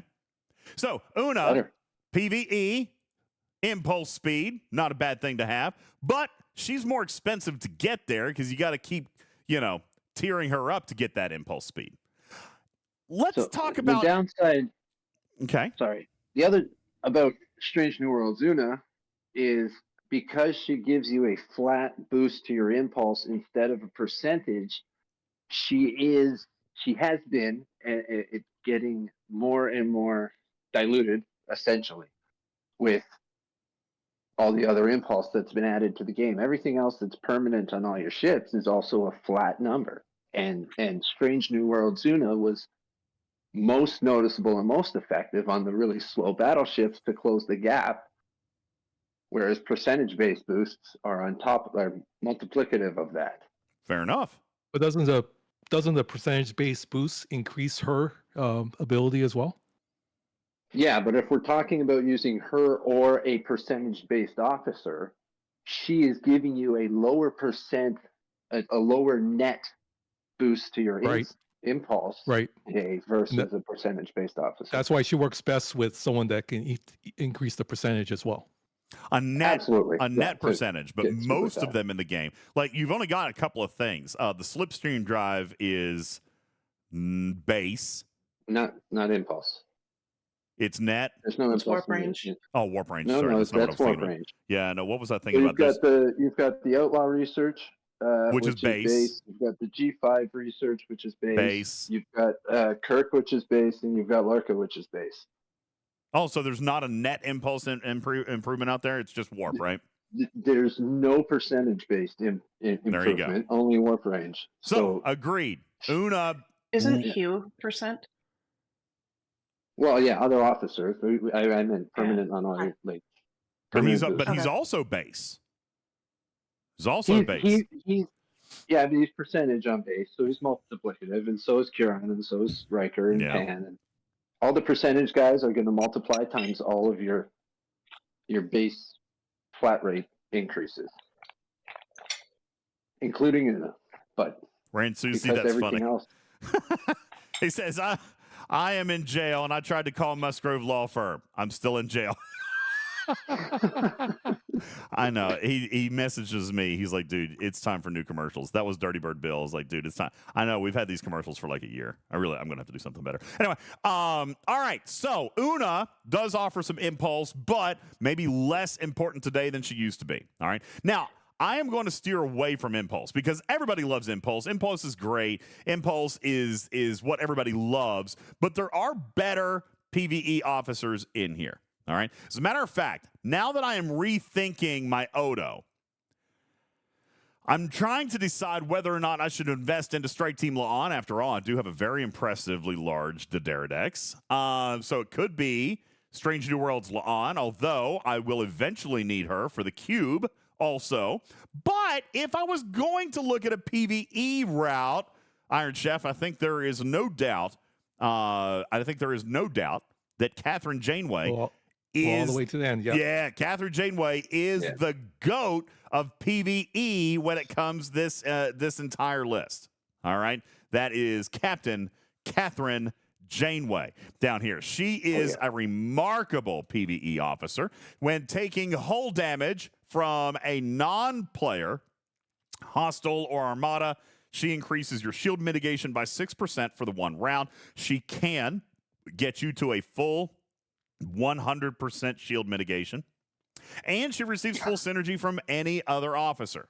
Okay? So that's fantastic. She is good. Then, if you look at her officer ability, it's Isolated Cascade. It's a 1-2 punch. It's lights out. All right? She's the PvE GOAT. Now, she does have decent sourcing. Yes, but that's true. She does have decent sourcing. But she is an officer that offers real, massively tangible, real results in tiering up. This is not an officer where the unlock is all you need.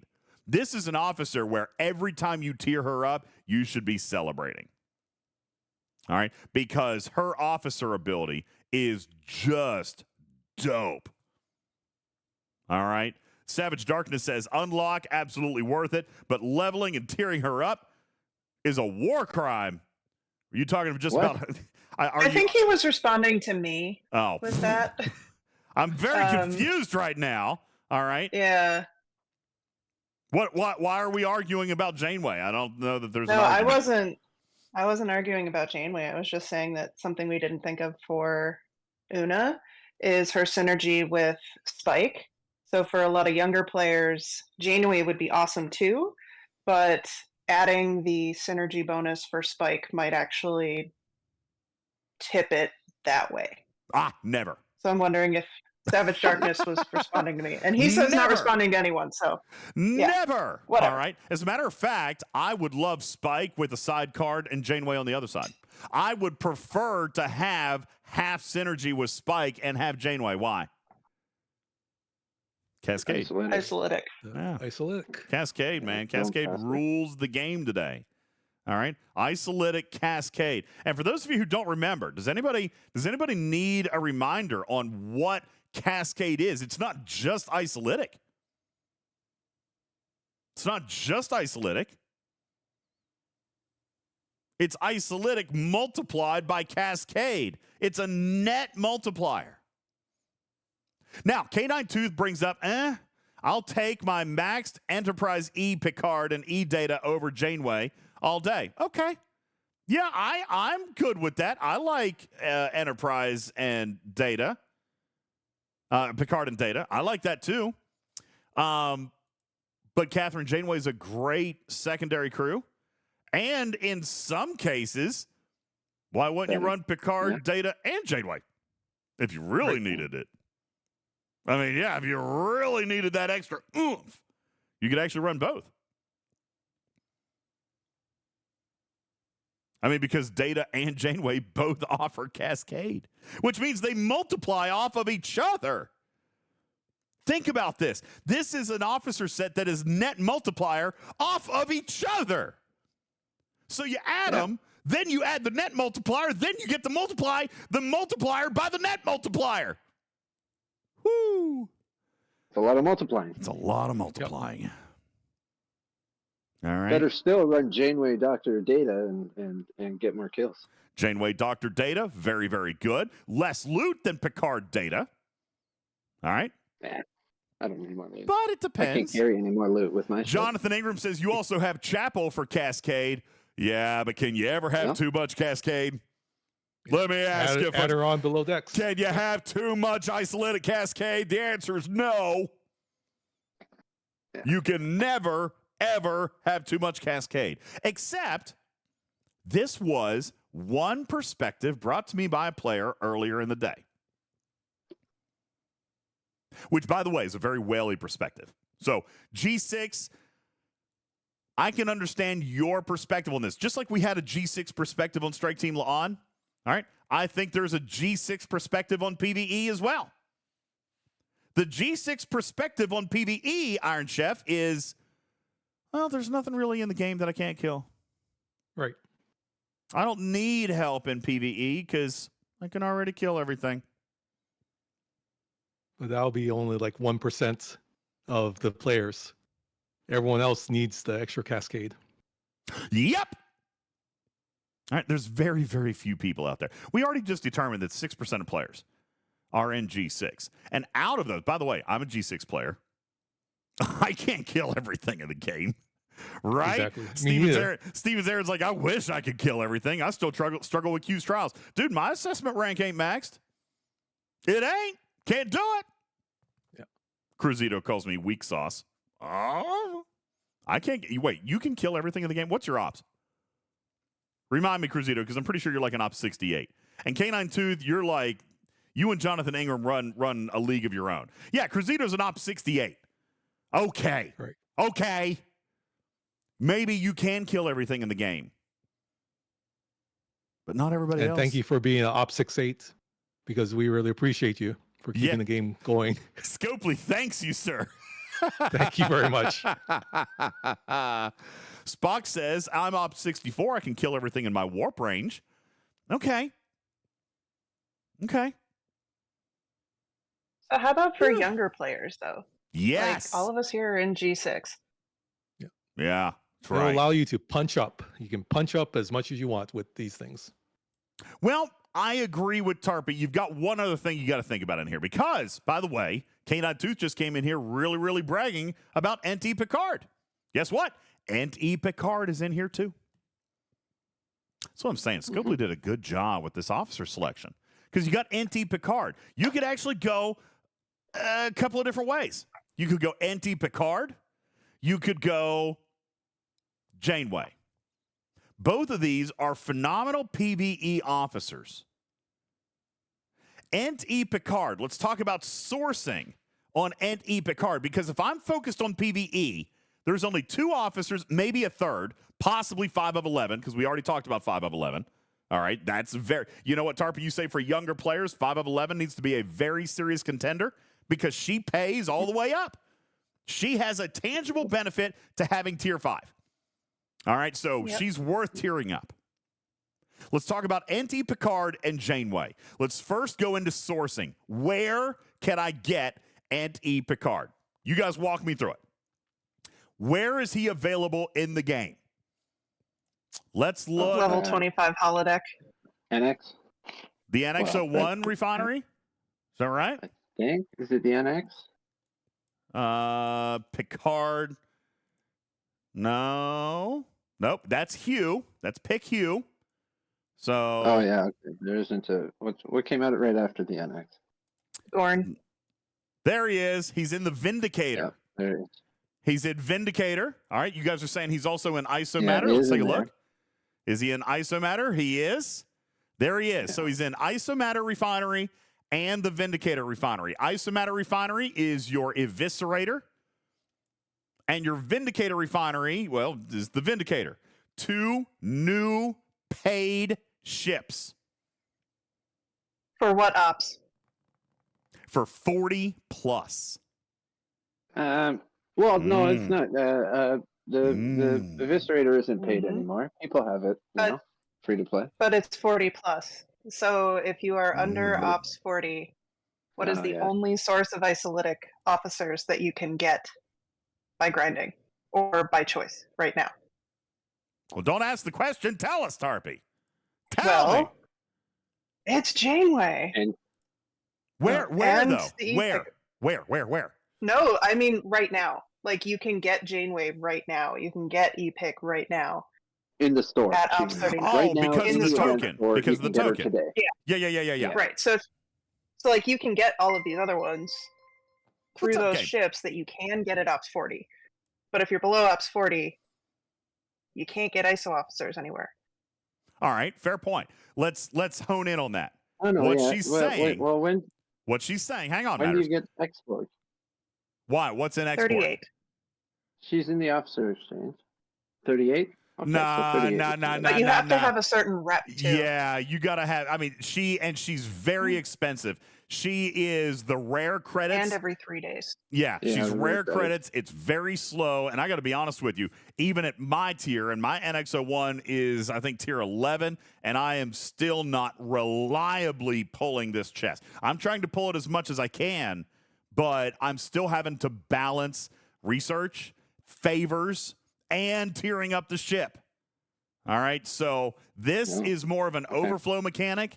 I believe you're right, though. In fairness, heck, 7 of 9 is in here too when we talk about sourcing. All right, so Janeway is here. It's worth mentioning, but this is meant to be an end of loop kind of sourcing. This is not, I don't believe, sourcing that you can heavily invest in while you're pursuing the loop.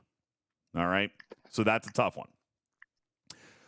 Jonathan Ingram says that's probably where I got most of my Janeway shards, and I would imagine it would be, Jonathan, if you bought your way through the NX01 faster than a grind. You see what I'm saying? Like, if you paid to enhance that loop, then I can totally see that being a better option. But there's also a skin that doubles the shards from that particular pull, which is also paid, and I don't have. Yep. All right. Nick says you can also participate in rare formation armadas for Janeway sourcing. Rare formatas. Let's go to the rare formata chest. All right, that is in your Alliance store. Here we go. Where? No. Yeah, that's right. I'm an idiot. Sorry. Artifact tab. Complex nanotech. There you go. Store artifact tab. Yeah, here we go. Complex nanotech. Also a good place to do it. And actually, this is probably where a majority of Janeway shards would come from for a younger ops level player, if I had to guess. All right. But even then. Sourcing. There you go. The directives. The directives are challenging. Very slow. All right. As a matter of fact, I think we've determined that you get 1 uncommon a week. And what is it? 2 rare a month? Yeah, that's a tough one. Now, granted, that those are starts. Okay, those are starts. I see you, Raj. Those are starts. All right, but if you're active with your team and you have an active team, you shouldn't have trouble getting the actual nanotech. All right, the nanotech, definitely majority of it does come from starter chest. Totally agreed. But if you run a lot of these, you can squeeze enough currency to run this loop. It's only 75 nanotech a day if you do the single chest. Yeah, single pulling isn't bad. Single pulling will make that last longer if you struggle with the starts. All right. You can also, says Magoo, get that nanotech from the X-Borg refinery in exchange for rare credits. But yeah, we just talked about the rare credits. However, you can double dip. I'm going to show you what Magoo is talking about here. You can come in and get the officer exchange with the rare credits, okay? But you can also come over here and where is it? Right beside it.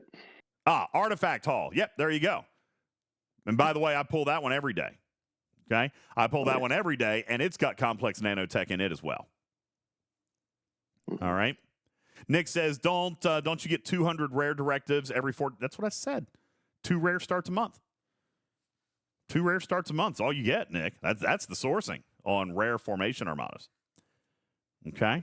And that's assuming you're not saving them for jumping between generations. True. True. Mm-hmm. Wonder Yams also points out, hey, DJ, brand spanking new, and nobody's probably here yet except for maybe Jonathan Ingram or K9 Tooth, but Janeway also appears in the brand spanking new independent archive recruit chest. All right. Which, by the way, is very new, and most players are probably not at the point of doing this yet. Okay? Unless you paid. Unless you paid. All right? But again, this is an overflow mechanic. All right? Fortunately, it's a very easy. She's in there. Huh? Weird that she's in there. Like, she's a valuable officer. I'm glad I'm that not she's saying there. she's not a valuable officer, and that's great. But I mean, she does have like a lot of different places that have sourcing for her. Like she's got more than anyone in the game, I think now. Well, this is a really good chest. I don't think people realize it. We didn't pay a lot of attention to this when it came out, but maybe we should, Iron Chef. This is a super good overflow chest. All right, you've got some new officers. I've seen people pull this instead of trying to get their mastery. Yeah, Dane is in here. Great. Phlox is in here. We were talking about Phlox. All right, we were talking about. We haven't talked about Mbenga, but he's fire. All right. Catherine Janeway. And by the way, this recruit has a full pull opportunity. Very, very small. Okay. 0.04%. By the way, at least they're telling us that up front as well. I'm happy about that. That's a lottery chance, and at least I know. Okay? Mm-hmm. By the way, when can we start to pull this chest? Fortunately, early. It's much faster. Much faster than people would expect. Daystro says already. Dragon Keeper says now. I guess it just depends on what you already have or what you've already paid. If you're close to the 5,000 cap.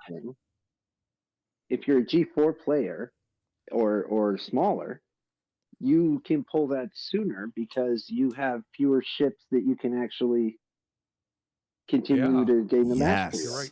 You're exactly right. Look here, we talked about this in our video. You can't, as a G4 player or G3 player even, you can't get mastery on these last 3 ships. The Botany Bay was completely free, which means you can only do the Bedard. Now, by the way, that's for mastery. You should absolutely be proceeding with your pillars. Why are you proceeding with your pillars? Because it's going to improve these loops. You might not be able to get mastery, but you are getting buffs. Okay? Yeah. So, we talked about this in a video that I just published this past weekend. If you haven't watched it, go do that. By the way, celebratory moment. How about we got a video in the news in the video? What? Yeah. What? Congratulations. What? That was awesome. I didn't even know about that. I didn't even know about it. I had to be shown. It's in the video feed. Look there. Yeah. It's not even my video. It was Griffin's. Yeah. Kudos to you and your team. Man. Yeah, but hey, it's there. Holy smokes. They didn't talk to us about that. They just put it in.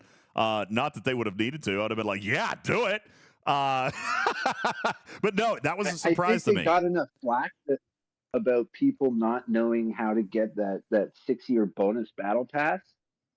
And they figured it was just easier to post that than to type something else. Maybe so. Trying to explain it. Yeah, Guru says, hope you got royalties. No, I mean, they're not, nothing like that happened. Like I said, they didn't communicate with me that they were going to do it. I'm happy, though, that it's there because, oh my God, thousands and thousands of people have watched that video. It's, yeah, Mimi says, congratulations on taking credit for Griffin's hard work. You damn straight. That was savage, Mimi. They are discussing compensation. I'm going to get a free Mayflower out of it. Thank you. Appreciate that. That's worth $1,000. $1,000 right there. Yeah, it's a $1,000 value. All right. No, I'm pretty sure the only reason they put it up is because of Green Hammy right there. That was probably why they put it up. Yeah. That was pretty exciting. So I'm pretty happy with that. However, and I hope it happens more because I just published a video on the Independent Archive and what we were just talking about just here. Even if you're a G4 player, there are still reasons to participate in the pillars that you can get because of the bonuses. The syndicate style bonuses that you can get is going to improve that loop. So just because you're G4 doesn't mean you don't invest in Tally, doesn't mean you don't invest in Voyager or Monavine. You still do those things. You're just not going to get all the way to mastery yet because you don't have the ops level to max the ship. But you still want to unlock these pillars so that you can get the bonuses that will be involved in making the loop better. Retrieving asks a brilliant question. The pillar bonuses, are they additive or replacative? They're additive. Additive. Yeah, it's huge. As a matter of fact, let's go back to this chart where Jules actually types it out for us. Take a look down here. Out of each form of mastery, okay, we get a cumulative sum of whatever the secondary bonus was. So PvP Apex Barrier in the Monavine is a total of 1,500 if you go through and do all the mastery. So, but if you look, it doesn't say 1,500. It's 250 here, 200, 200, 150, 150, 100, 100. It is additive.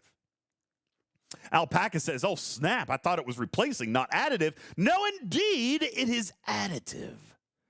Unlike Syndicate in this form, where Syndicate is replacing. That's exactly right, Jonathan Ingram. This one adds together. So if we take a look, you're going to actually end up with 200% total mining speed bonus for all ships when you hit Botany Bay Mastery. And not even when you hit Mastery, it piecemeals up based on the pillars. Cargo capacity, ship repair cost efficiency in Voyager. Now, 240% is not as much as some people would like for it to be, okay, admittedly. But, hey, 240% is 240%.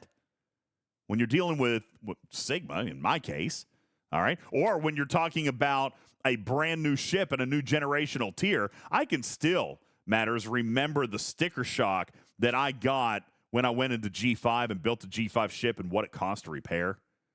Like, I remember that. I remember the same thing going into G4. I mean, the cost of a G3 ship is 0.1% the cost to repair a G4 ship. How many of you guys have gotten that kind of sticker shock, right? When you go up a generation, right? You go up a generation and then you hit repair on that ship for the very first time. Holy smokes, right? For all the people young enough, when you built your Frank A, that would have been the first one. Yeah. When you're G3 and you're 38 or whatever, or 35 or whatever ops you have to be, and you build your first G4 ship. Wow. Yeah. Repair cost, build time. Whew. Let's be very specific. Retrieving says, how come Monavine doesn't list cargo capacity? Very good question, because it's not for all ships. Monavine's is just for Monavine. Okay? That's how we know, Dragon Keeper. He says, I don't think it works on all ships. It depends on what it is. If it's the Apex Barrier one, it's all ships. If it's the Monavine, it's just Monavine. That's why it doesn't show up down here. So let's look at Voyagers, for example. Let's go back and look at Voyagers. Voyager is Voyager Mining, okay, great. Herogen Relic, okay, great. Voyager Ability, also good. Ship repair cost efficiency, all ships.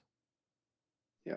You can see it in the tooltips. All right. And that's why Jules broke them out. Yes, there are loop-specific bonuses for all 5 of these ships inside the pillars. But this is the non-loop specific benefit available through each one of these pillars for all ships in the game.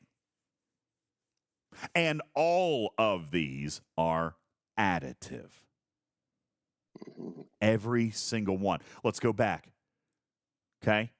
The 50% Voyager. That's a big one right there. That's impressively large. Hell yeah. All right. Now, let's be real clear. Some of these are a little bit silly. All right. The Voyager mining sample bonus, for example, that one's a little bit silly. Why is that silly? Why is that silly? Because you have that's the most helpful silly thing out of in the loop. Because you have hundreds of thousands of percent already. No, that's the bonus. No. So that's This you is drain the the extra. node, and when you have it maxed, and when you hop off the node, you have 3 times the node amount in your cargo.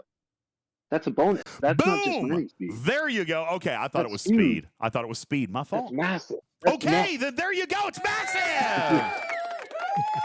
No, all these are amazing abilities. That's right. I see it. So, Gives So, bonus I- samples when it undocks from a mining node. I see it now. For some reason, I just thought it was speed. I thought it Yeah, was it's speed. only I'm having gonna- to drain 15 nodes instead of 45. That's a big one right there. That's impressively large. It is impressively large, and it's additive. So you've got 25, 25, 25. There's 100, 150, 200, 250, 300, 350, 400, 400%, meaning go mine 1 million, you'll hop off, and you'll have 5 million. Yeah. Okay.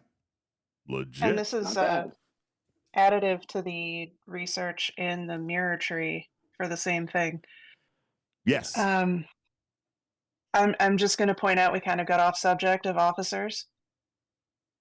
Well, yes, but not really, because I wanted to focus in on mastery, and yes, I did a little bit, but thanks, Tarpy. But the reason that I do is because it's very, very important to note that this independent archive recruit is a real day one sourcing. And when I come back and I was talking about this chart, even if you are going to fully engage in mastery before pulling that chest, it is still a relatively short period of time.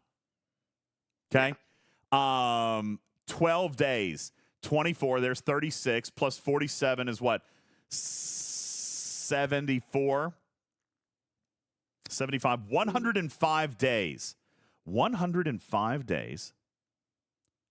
If, free to play,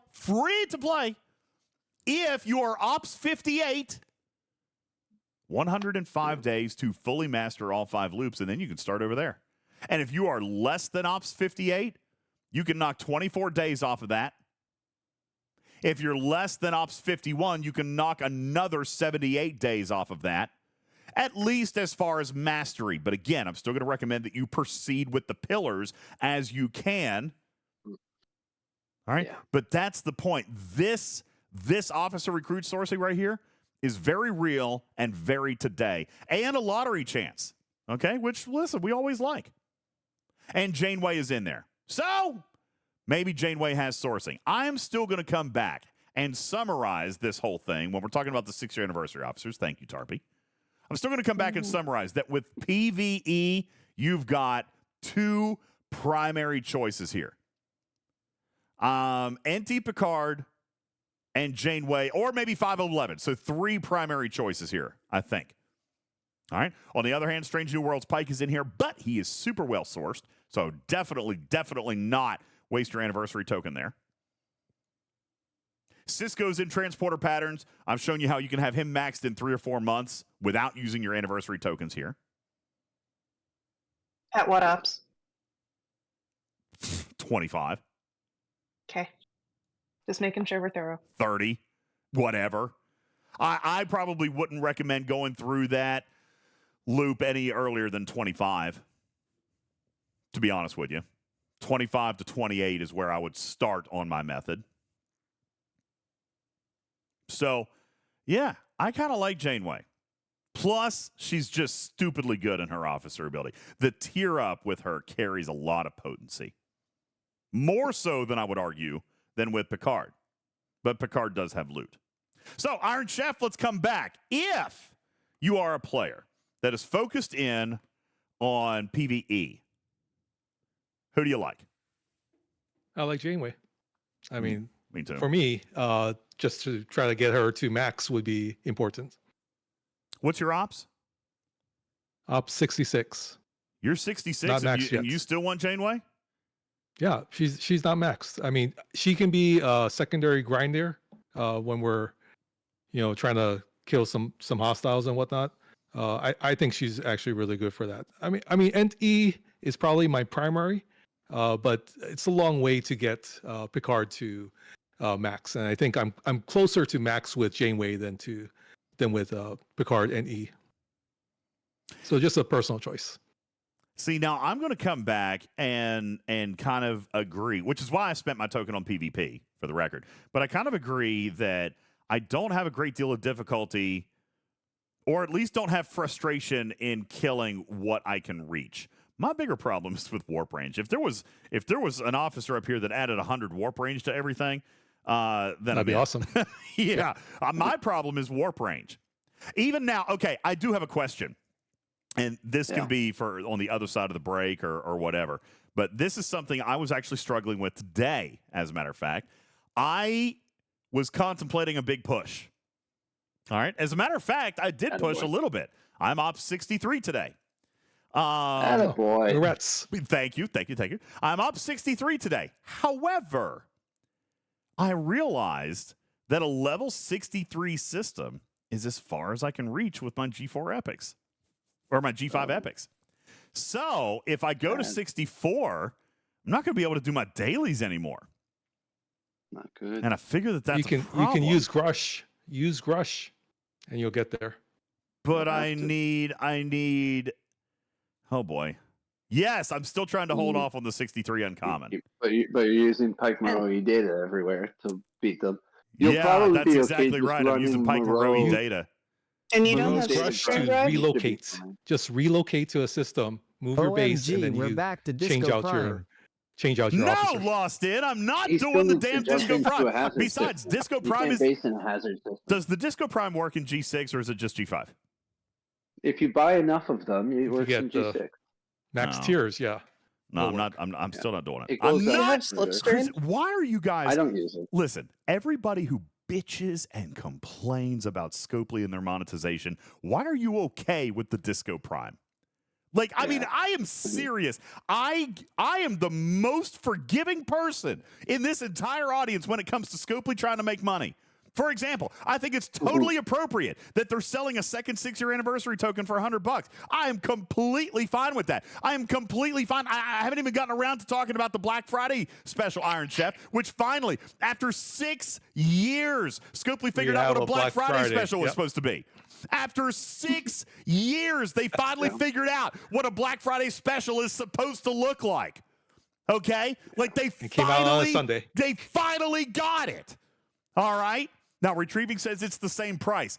Doesn't matter. You're getting more. It's an amazing deal. 7,500 premium dust plus all the epic and the rare. Like, that is a deal. Okay? It's a value. It doesn't have to be cheaper. They're giving me more. This would probably ordinarily cost what? $200, $250? I am so positive. Okay? I'm full of 50% positive increase. energy. They finally figured out that a Black Friday special is either A, supposed to be cheaper, or B, supposed to offer an insane value. Okay? That's fine. This is an appropriate Black Friday pack. After 6 years, they finally got it figured out. Now, out of all of this, I'm fine with monetization. Out of all of this, why are you guys saying, oh, just go buy the Disco Prime? I am fundamentally, at my core, against that one as monetization. I didn't used to be, but I am more because of how much people keep saying it's required for all the things that you want to do. So I'm no longer for it. I didn't buy it anyway, but I didn't have a problem with it. But the more I hear that, like, that seems to be the solution to all the problems people have in lower G6, now I'm opposed to it. Be the solution. You cannot paywall the solution. No. Well, you don't paywall it. Have you met Scopely? The solution is having an uncommon ship, DJ.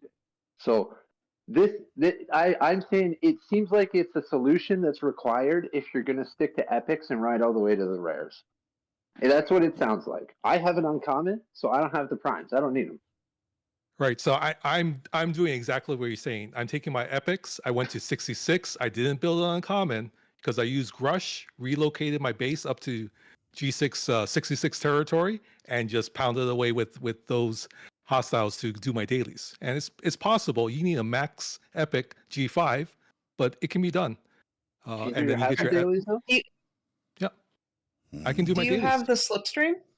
Nope. I use Grush. It's a maxed out epic G5. It gets me to 66 territory. I can even kill some 67s. What crew are you using with there? that. So you got Grush. What are you using the other two officers? Well, I'm using Grush to relocate out there. So I'm getting there, relocating my So you're station. putting Grush on like an NX01 and then porting up.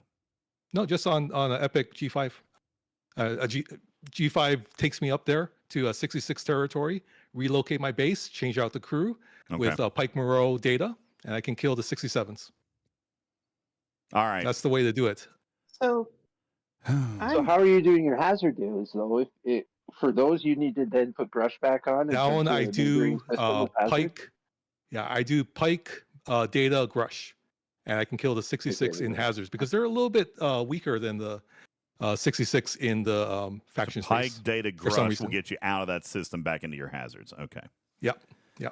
Well, I guess I got to learn how to G6 because, yeah, I'm not there yet. But I did go to 63, and then I was kind of realizing today, like, holy crap, how am I going to be able to do this? Because I was still trying to push, trying to do my plan to go to 66. I did look at Spock's Club today, and I was trying to see how far. By the way, shout out, Spock's Club is just so amazing. It is awesome. So amazing. It does not get the credit it deserves. You guys check out Spock's Club. It is just so stupidly essential to your planning. But I was looking at it today just to see how far I could go. Listen, I have an embarrassing thing. Just one? Yeah, just one today. I may or may not have put up 90 million points in this crossover solo leaderboard. Are you tech support DJs in the XOB? Why did I put 90 million points up? Oh God, no! Don't tell me it ain't so. I did because I was just so sick of waiting. We didn't have auctions this month. And I was I wanted to go. And I wanted to, by the way, Tarpy. What? I wanted to go to 63 this month so I could use my choice tokens. Which, by the way, I know, stupid. Which, by the way, was so freaking ridiculously amazing. Because not only did I get paid as an Ops 63 for the entire month, all right, but I also got a ridiculous amount of Alliance tournament credit. Absolutely. I didn't even have to spend multi-phasics. Do you guys realize that? Yeah. Do you guys realize, and this is going to sound whaley. I'm sorry. This is from a G6 perspective. I'm going to apologize for 60 seconds to anybody who might be jelly. All right. But tournaments was absolutely freaking free to any G6 player this month. And I know I shouldn't say things like that. I shouldn't, but hey, G6 doesn't get a break very often. All right. G6 only if they save their token. G6 doesn't get a break very often. Most of the time they get crapped on. All right. Mimi says weird. It was completely free for me too. Well, I'm glad. And you say, and you're not G6. And I'm really, really glad about that. But let me just say that nobody in G6 should have had to spend anything. Like, it shouldn't have even been a difficult thing. All right. Yeah. Alliance tournaments for me was the best that it's been so far because of the choice tokens. I don't give a crap that they were taxed, Vic. I got 100. Well, it says that I only got 110,000 points. It says I missed one, but I don't think I missed one.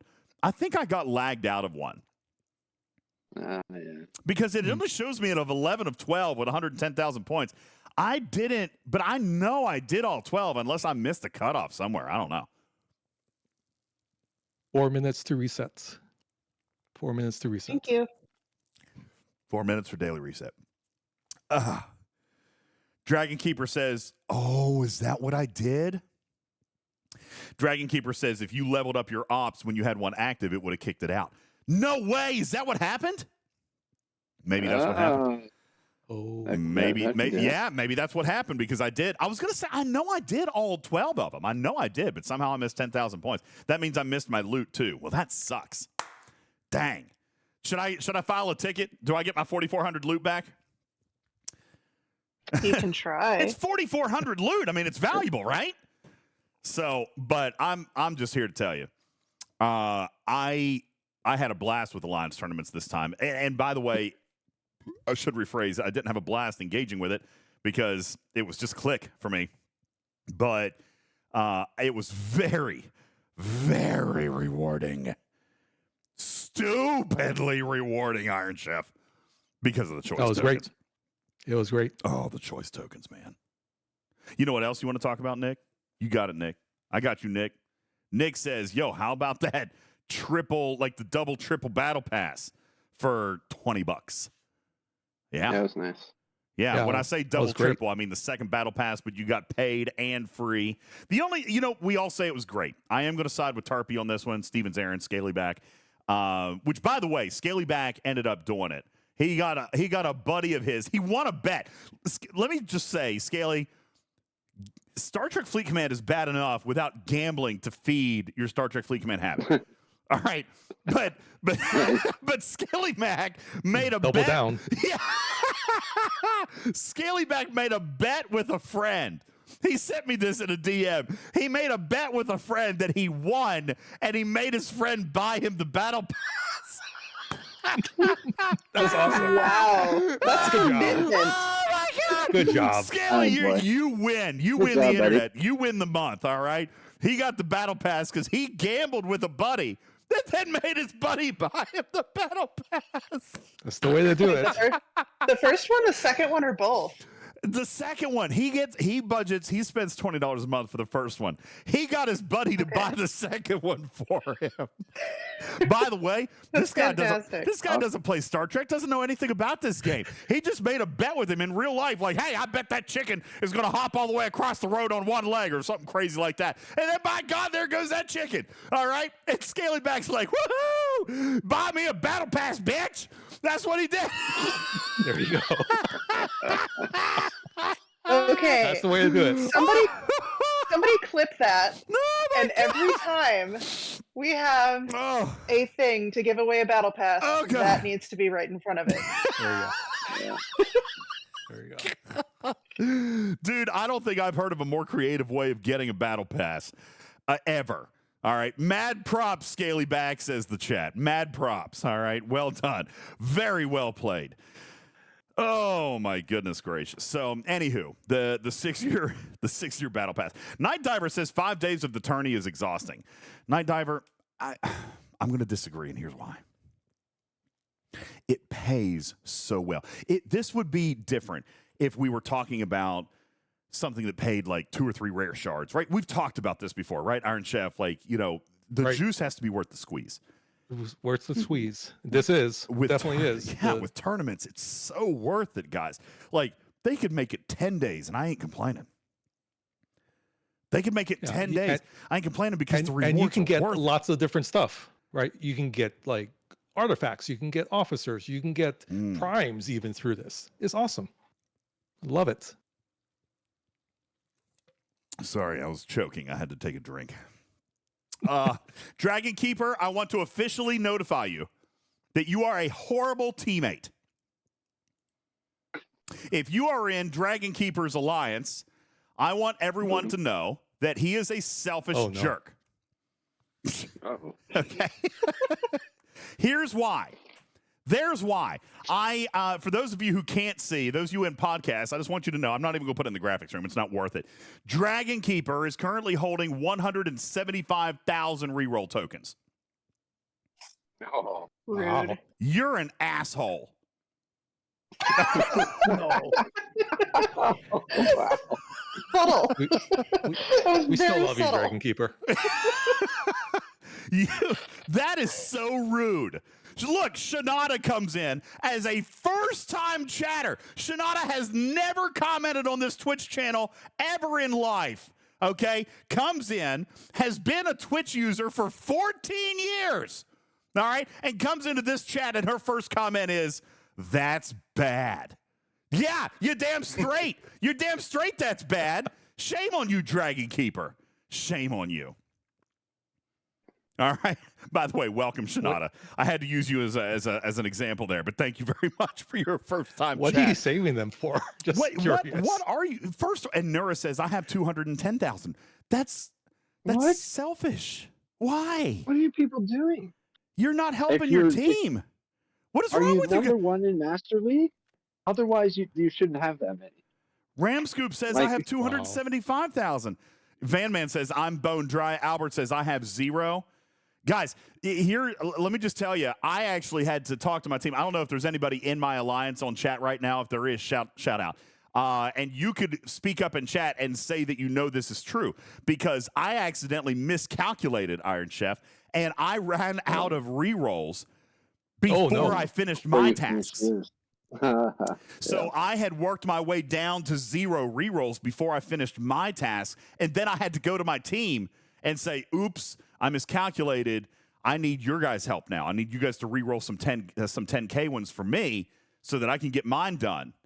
And because what I was doing was re-rolling everything. I mean, Matters, I think it was Putz and Matters who talked last time. Like, there is a science. Dragon Keeper says, I got 120,000 this week alone. I get it. Let me just show you something, buddy. All right. I apparently only got 111,000. Okay. Actually, that's not true. I would have gotten 132,000. I did 11 tasks that each pay 12, right? That's 132,000 that I would have gotten. All right. I currently have only 22,000 holding, and that's basically because I just finished here shortly ago before the show started. You should be re-rolling these for your team. Yeah. All right.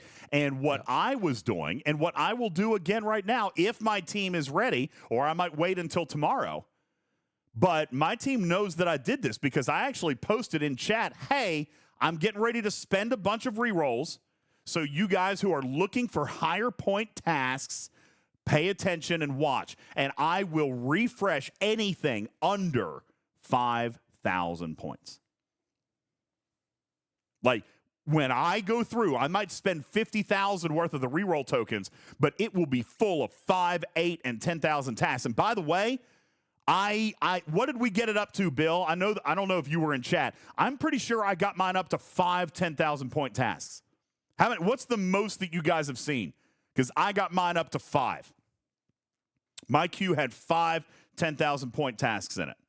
Van Man says 4. Bill says I've seen 5. The most I've seen, Daystros says, is 8. Guys, there's a science to it. It works. So for those of you holding these things, you're doing your team a disservice. Now, that being said, obviously, your team needs to be active. Your team needs to want to play. They need to be active online and watching the queue. You know, if you're going to do it, make sure that somebody's in there looking for them. Make sure that somebody is ready to grab them. And you need to have a little bit of a strategy as far as what ones you want to keep. What is safe to re-roll and what do you want to get rid of? Carissa says not all players can do 10,000 point tasks, so doing that to make so many 10,000s doesn't matter. Well, it depends on what they are, Carissa. You're right, not everybody can do them. Totally fine with that. But it's not just about that. I don't want anybody in my alliance wasting their task on a 750 point task. I want them to get one of the easy ones. Like, I don't know. Look at this one right here. This one, I feel, should be relatively doable by a majority of players.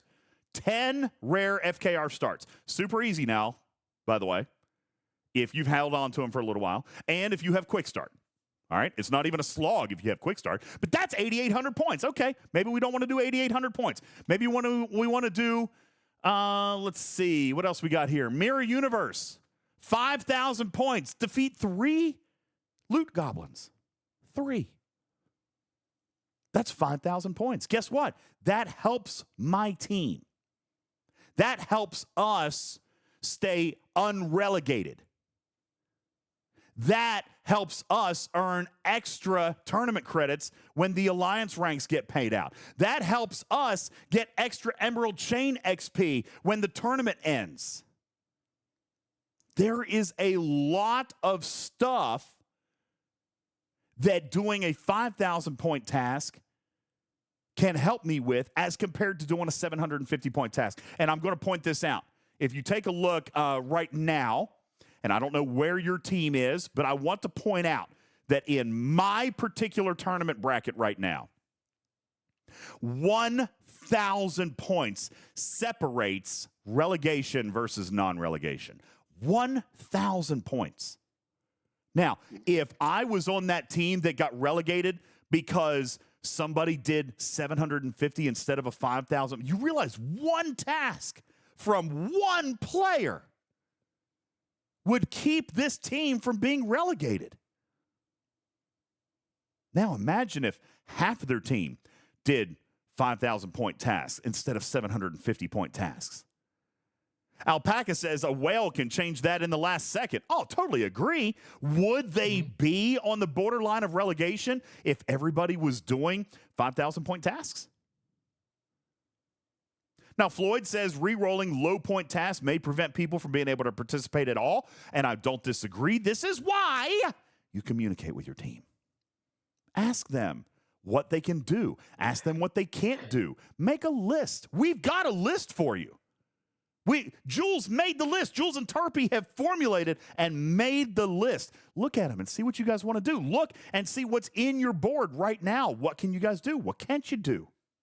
Berlin says, I'm more worried about the 40 non-participants. And that's a really good question. Why are those 40 not participating? Is it because they can't find a task that's worth anything? Is it because they can't find anything that has any value to them? Is it because they don't want to spend the time on something that looks like a grind and a slog for no points?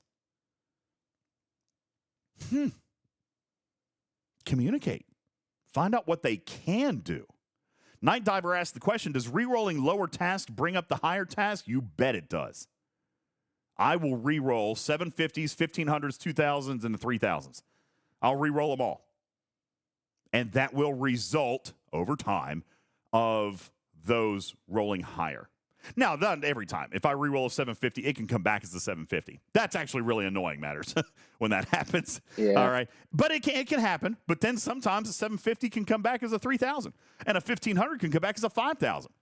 Dirty Bird Bill is in my alliance. How many times have you happened to pop in there after, I don't know, say 5 minutes of me saying I'm going to re-roll tasks for you guys, and you see a board with 20 tasks all at a minimum of 5,000 points? And by the way, it's not just me. It's all of our bigs. Now, by the way, I might point out, Silvertab says I've been doing it wrong. Not necessarily. I'm still going to get mine first. All right? I'm going to get mine first, and then I'm going to have my team. I'm going to get mine first. I'm going to get my 10,000-point tasks that I want to do, that I can do. I'm going to re-roll and get mine done. Then I'm going to take everything else I've got. I'm going to dump it into the Alliance because I'm getting 12,000 free ones every single day. And out of the 10,000-point tasks I'm doing, I'm getting another 36,000 re-rolls. I'm getting 48,000 re-rolls a day. I'm going to spend those 48,000 on me first. And then when I'm done, my Alliance can have all the rest of them, every single one. And if I screw up like I did yesterday, because my team knows what I've been investing into them, because my team knows what I've been doing for them, if I needed somebody to help me out, they did, like they did yesterday. And they got me my last task. Well, I thought I did. Because I'm still 11 out of 12. Oopsies. All right, I am missing 10,000 points, obviously, because I screwed something up. That's how you do it, guys. That's how it is. So I get it. For those of you who are holding on to hundreds of thousands of re-rolls, you're doing your team a disservice. All right? Maybe you didn't know. That's fine. That's why we're here. Education. I'm making fun of Trash Keeper because he knows better. and he owns the fact that he's an asshole, all right? he knows it. All right? By the way, he prides himself on being a ginormous butthead. So, by the way, after the last Alliance tournament, I made another thing for myself that I then posted to Jules' spreadsheet. It is the what to hoard for the next Alliance tournament. Mm-hmm. And just saying that's there if anybody wants to go look at it. I will be updating it after this one. Obviously, if the tasks change, the tasks change, but, you know, it tells you exactly what and how much to hoard. And this is in the Alliance tournament spreadsheet that Jules made, right? Yep, it's a task accumulation. All right. I've just reposted that at the bottom of the graphics room, and I'll post it here in Twitch chat and pin it as well. There you guys go. That is in the graphics room for those of you in podcast, and it is pinned in the Twitch chat for those of you who guys want to check that out. There is a ton of great data in here, including all of the tasks and some of the caveats that you're going to need to know about certain tasks. For example, what we learned about the Chaos Tech task, in case anybody doesn't know about that, that's in there. We love Tarpey. We do love Tarpy. Matt Hatter says, thank you, Tarpy, Tarpy's for awesome. all that you do. Tarpy, you're the best. It has helped me so much this tournament. Thank you very much. Raj writes that to Tarpy as well.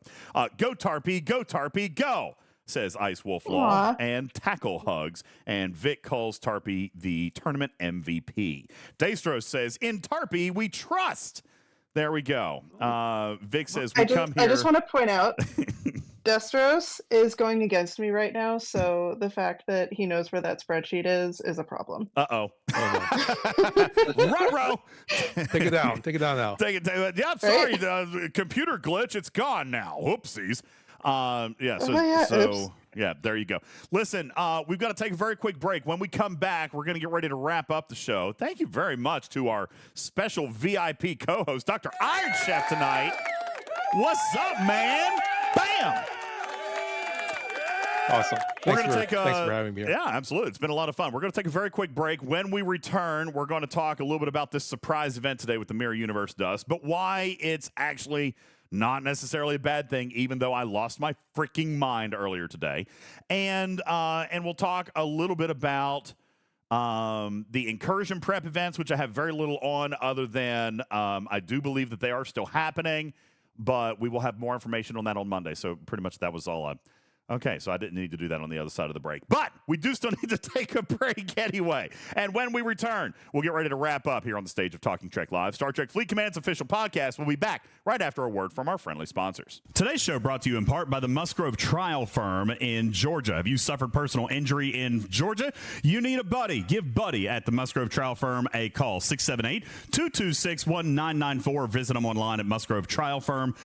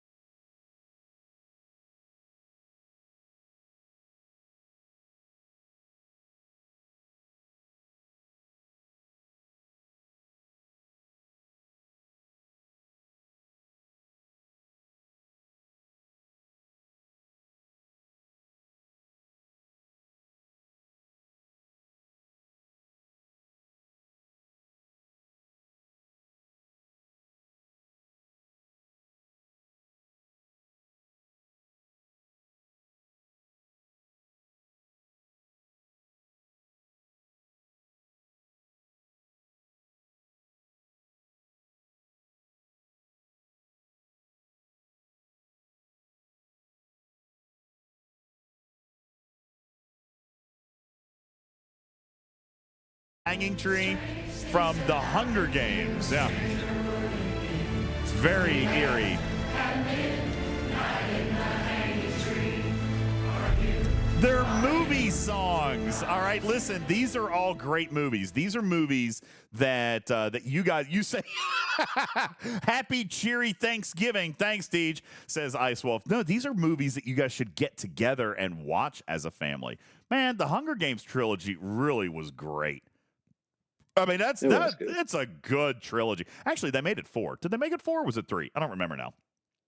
I think it was 4, wasn't it? Was it 4? They split up the last one? I can't remember now. But I think they made, yeah, so it was 3 and then a prequel. The books are great, Albert says, read the books. I have very rarely read novelizations of movies, but the books were great. They were very, very good. The books are better. Books can always be better. That's why they ended up being a movie. All right, because the books were so daggone good that they ended up being a movie, and then you just don't have enough time, you know. I thought it was 4, Roselius. I thought it was 4. The last one was split into 2. I knew I wasn't crazy. It was 4 movies, and then they did a prequel based on President Snow, which was also a pretty good movie. Just saying, these are movies that you guys can watch with the family over Thanksgiving break, right? Iron Chef, by the way, you know what else? Hey, you know what? I know Iron Chef is going to know the answer to this. You know what great Marvel movie just got released just in time for Thanksgiving break that I have not yet watched? Everyone's going to take my Marvel card away from me. I have not yet watched it because I missed it in theaters, and I wanted to wait and watch it with my children. So now it's on Disney Plus. What is Disney now Plus. There? What's on Disney Plus? Deadpool and Wolverine. Absolutely. Right? Absolutely.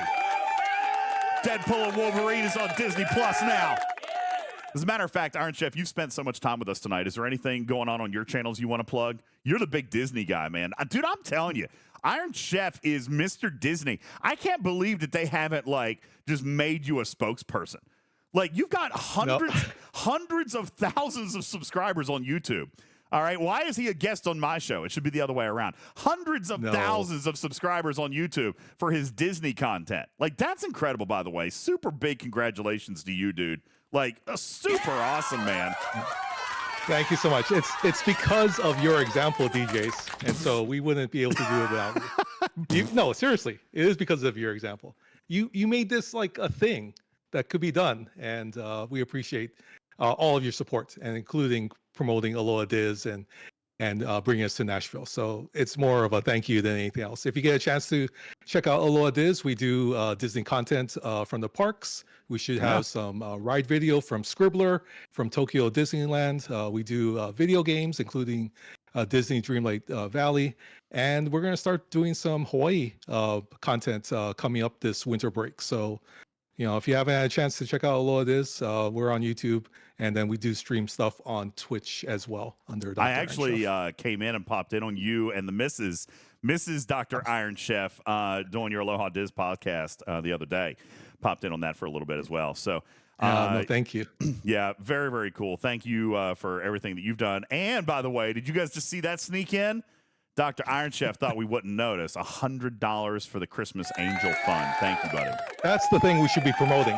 We should be promoting the Christmas Angel Fund. I appreciate that. As a matter of fact, I'll throw that up on your screen now for those of you who are curious about that. Oops. See, I'm not. This is an overlay that I don't get to use that often. So let me move it over here a little bit. Overlays. Pop that up here at the top. There, boom, there it goes. You guys be sure to check out this QR code right here on the right-hand side of your screen. As a matter of fact, right there from Dr. Iron Chef puts us north of $9,000. What? Good job, everybody. It's absolutely amazing. We haven't even really... we've started, but we haven't gotten into the big push yet either, Iron Chef. As a matter of fact, coming up, we're still on target for next week, the week after Thanksgiving, to share with you guys our amazing trip to Nashville to visit the wonderful folks at Monroe Carroll Jr. Children's Hospital at Vanderbilt. We had some gaming where Beck would be very proud of me because I beat those kids. Did it. Anybody believe that? Wow. Anybody actually believe that? Because I'm pretty sure some of them gave me a run for my money. We'll see it on the video. Yeah, that's right. So, yeah, there was some gaming. We played a Mario Kart tournament with the kids, which was awesome. And then just some of the people we got to meet. Let me tell you, some of the people... I'll just save it for you, but I'm telling you, it is going to rock your world. Some of the stuff that we were able to learn, some of the people that we got to talk to, and some of the things that we got to observe, and some, last year, Iron Chef, we spent time on Child Life Services and like some of the programs that are available to help these children in the hospital. We didn't even scratch the surface, dude. We didn't even scratch the surface. Right. So this year they showed us more of those programs. More of the things that are there to just help children be children. And there was not a single element of this that just was not screaming at me to bawl my eyes out. Every single time that I got a chance to talk to these people or see what they're doing, see what some people are doing with their lives, that their entire professional world is dedicated to making a child smile. And to... Not even they are very careful about using the word normalizing. They don't want to normalize being in the hospital. They want to make children forget that they're in the hospital. I think is kind of how they approach it. It's not that we want to make it normal that you're here. It's that we want to make sure that just because you're here, your life doesn't have to be abnormal. Does that kind of make sense? No, they want to make it a special experience even through these trials and tribulations. So yeah, they want good job to be them able to be kids, and it's absolutely amazing. So if you can find it in your heart, if you can find it in your heart, you can find it in your wallet. Scan the QR code, ! Tip, ! Donate. Everything that we are doing between now and the end of the year is for the benefit of the Christmas Angel Fund, sponsored by Talking Trek. We are currently halfway through the second floor. We've got a total of 13 floors to take care of, but I know you guys are going to pick it up. We've actually got, what is it, next week? I don't think it's this coming week. It's the week after is the National Week of Giving, right? Is that right? Giving Tuesday or something like that. Yeah, be sure to check with your employers, guys, because there are employee matches. There are things that you'll be able to do to gain even more money for the Christmas Angel Fund, and you can do it with the help and assistance of the goodwill of your employers as well. PayPal does a very big special on National Day and National Week of Giving, so be sure to be on the lookout for that. Start researching now so that as we get closer to that day, then you guys know all the details and you are ready to participate in this year's Talking Trek Gives Back. It's like a cascading of your donation. That's right. It's isolated cascade of the Christmas Angel Fund. All right. Earlier today, I don't know if you got to see this, Iron Chef. I had a meltdown in chat. I did. Oh no. And then I did not. But go ahead. And then Echo showed up. Tarpy, you saw it. You were there.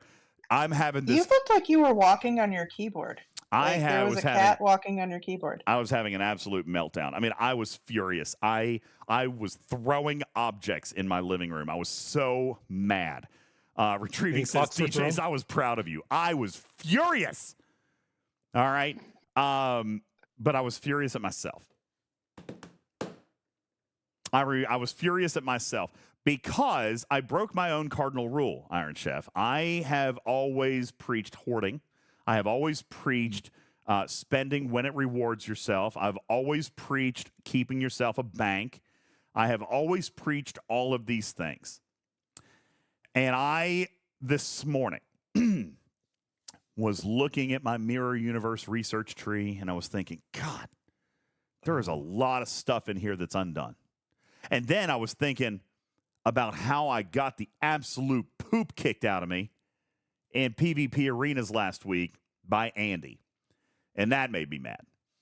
And then I started looking through my combat tree and realizing, you know what? There's an auction. Forget it. I'm just going to go. And I started doing a gazillion researches. I had trillions of dilithium. I had tens of thousands, hundreds of thousands of materials. I was like, you know what? We're going to do it. 90 million materials. By the way, 60 million of that came off research. Now, for the record, you guys know that G5 materials don't pay a whole lot. 60 million of that was off G5 materials. Blah. And then I ran out of materials and researches, and I thought, well, golly, my power just went up like 100 million. Maybe I might actually be able to beat Andy this week. So I'm going to do more researches. And I went through and I looked at my shipyard research tree, or the Starships research tree, and then I was like, okay, finish that. And I went through the Star Path research tree, and that was good. And I went through the territory research tree, and I spent a bunch there, and then I went into the mirror research tree, and I blew everything. And then event research popped around. Event reset. And what do my wandering eyes might appear to what my wandering eyes may appear, but a mirror research event. The mirror upgrade heroic solo milestone and solo DJ, leaderboard. What is wrong with you? Everything. Thank you, Iron Chef. I broke every rule in my book. I think I broke. foo-bought this. Oh, yeah, Guru. Did I do the trade downs? Listen. I may or may not have. I may or may not have actually finished the mirror tree. Which means that even when the event rolled up, I am so positive. And I'm full of positive energy. And I was done screaming and yelling. Because, by the way, I probably would have won the solo leaderboard. Mwah. Mwah. You're the best. Wow. Mwah. Give me hugs and kisses. I would have won the solo leaderboard. Wow. And when I say I finished it, I have every rare done and every uncommon and every common. I'm not quite done with the epic. Okay. That's a big one right there. That's impressively large. Obviously, I'm not done with premium, but I did everything that I could, which means that when the event rolled around, not only did I give up all those Mirror Universe Picard shards and all of those hazard particles,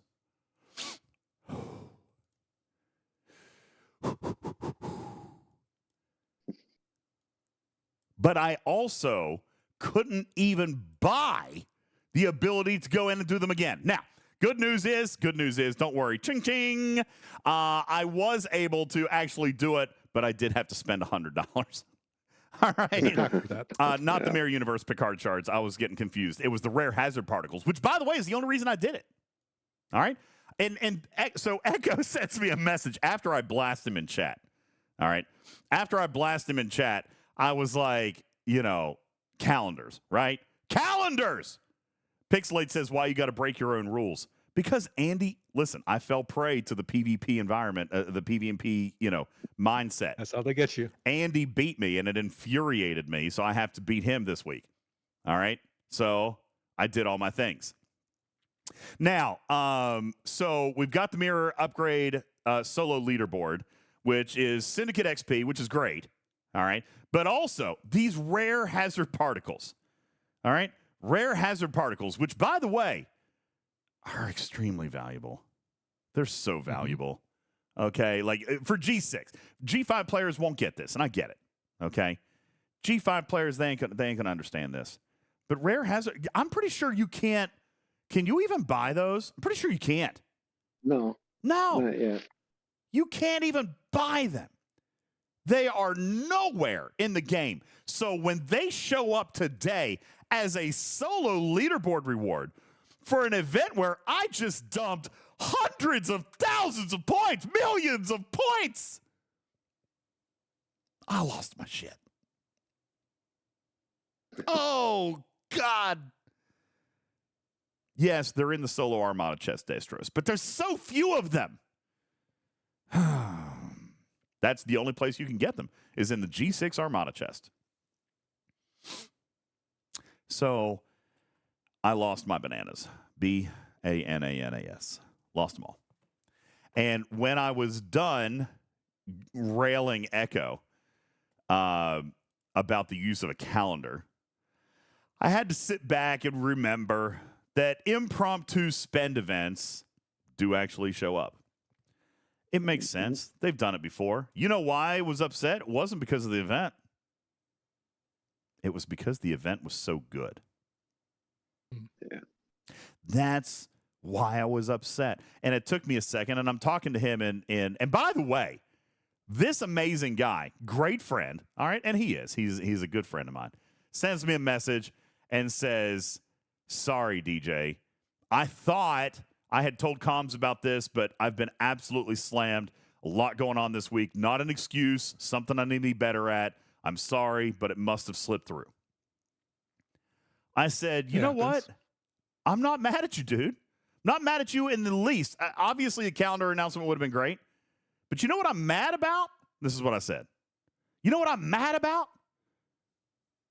That I lost out on the event that is so well written and so rewarding. This is what I'm talking about with Echo, all right? And what I say, I read this earlier today in the chat, Iron Chef, and I was surprised to see it. Somebody said, this month has been trash. If it wasn't for the independent archives, it would get a failing grade. I am not feeling that, okay? It was a great month. I think it was a great month. Personally, I'm not feeling that.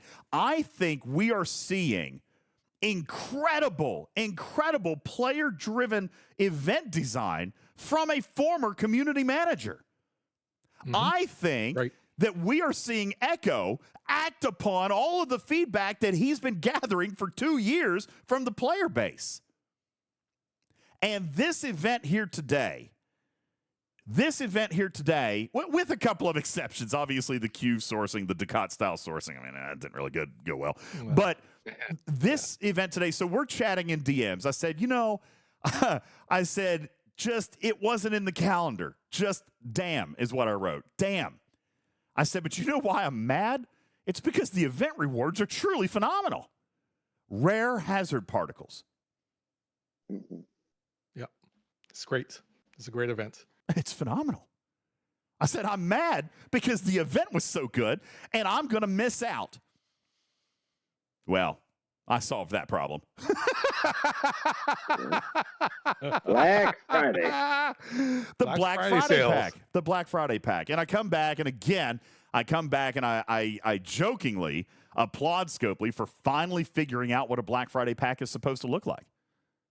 All right? Because the amount of premium mirror dust in here is actually a good value. And fortunately, and you know what? Kudos for the math on this. The research particles in this pack were just enough to finish my solo milestone.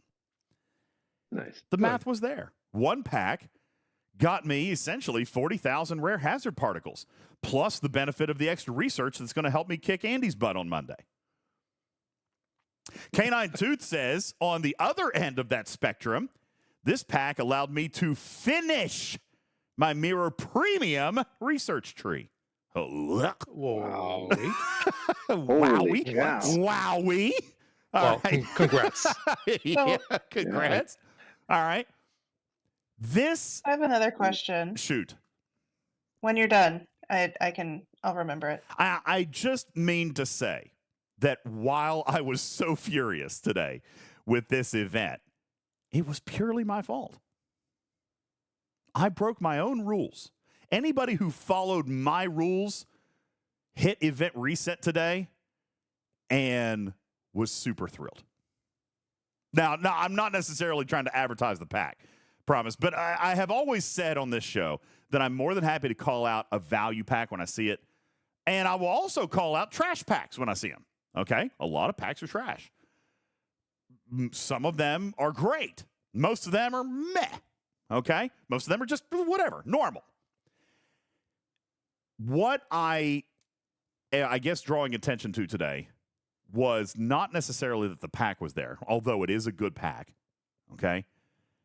But this is exactly I am the perfect example of what Scopely hopes for with these events. And this is why I want to point this out. I'm reinforcing my own teaching matters when I say that if you hoard specifically, and I don't mean hoard at all, okay? But if you hoard specific amounts, set yourself the thresholds to be prepared for milestones when they come around.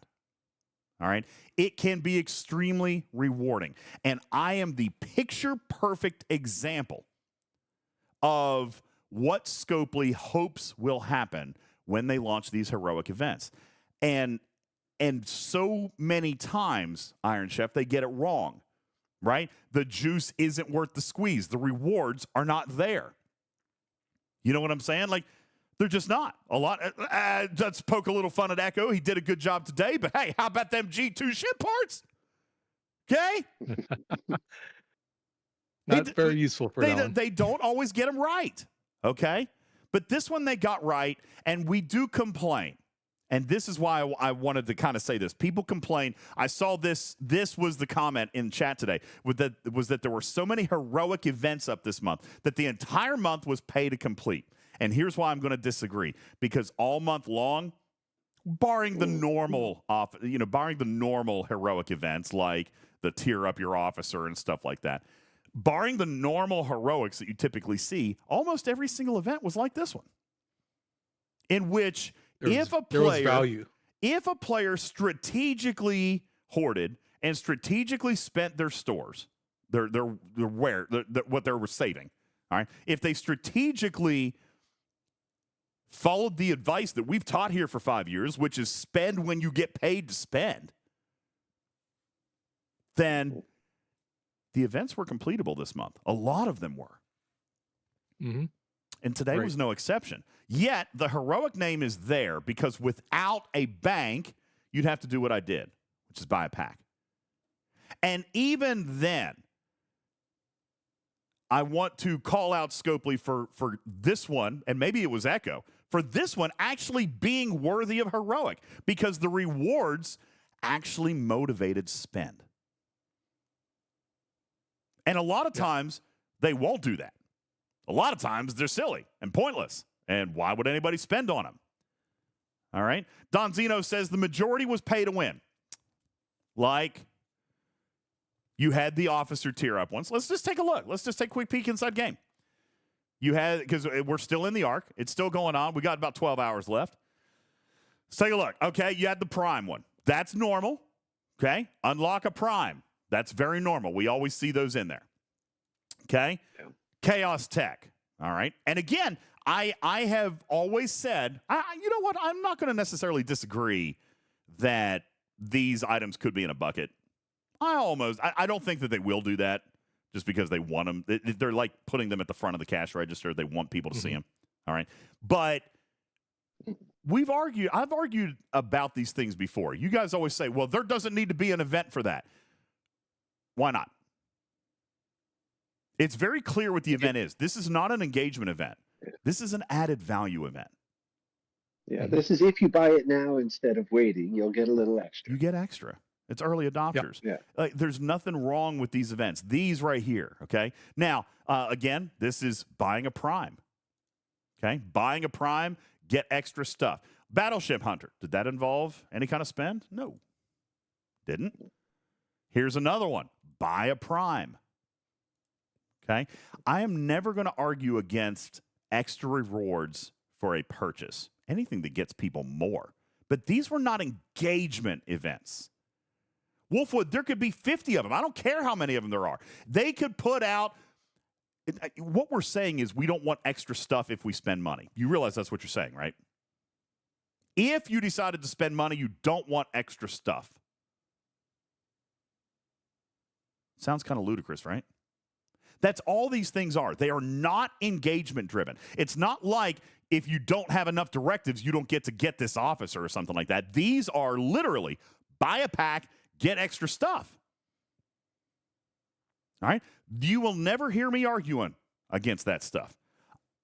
Alpaca says, I want extra stuff for not spending money. Well, that is one negative mark I'm going to give him this month, actually, Alpaca, if you want to know the honest truth about it.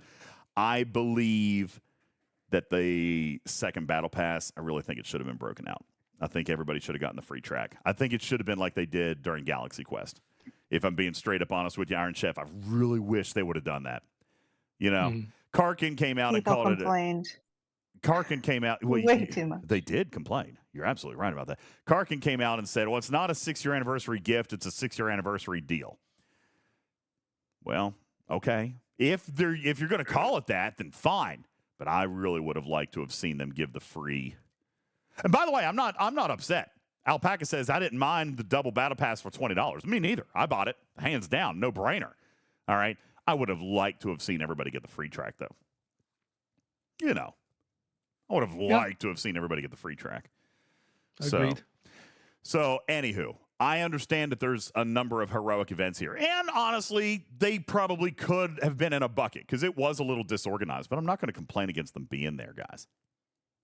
All right? It's added Extra value. stuff. It's extra stuff.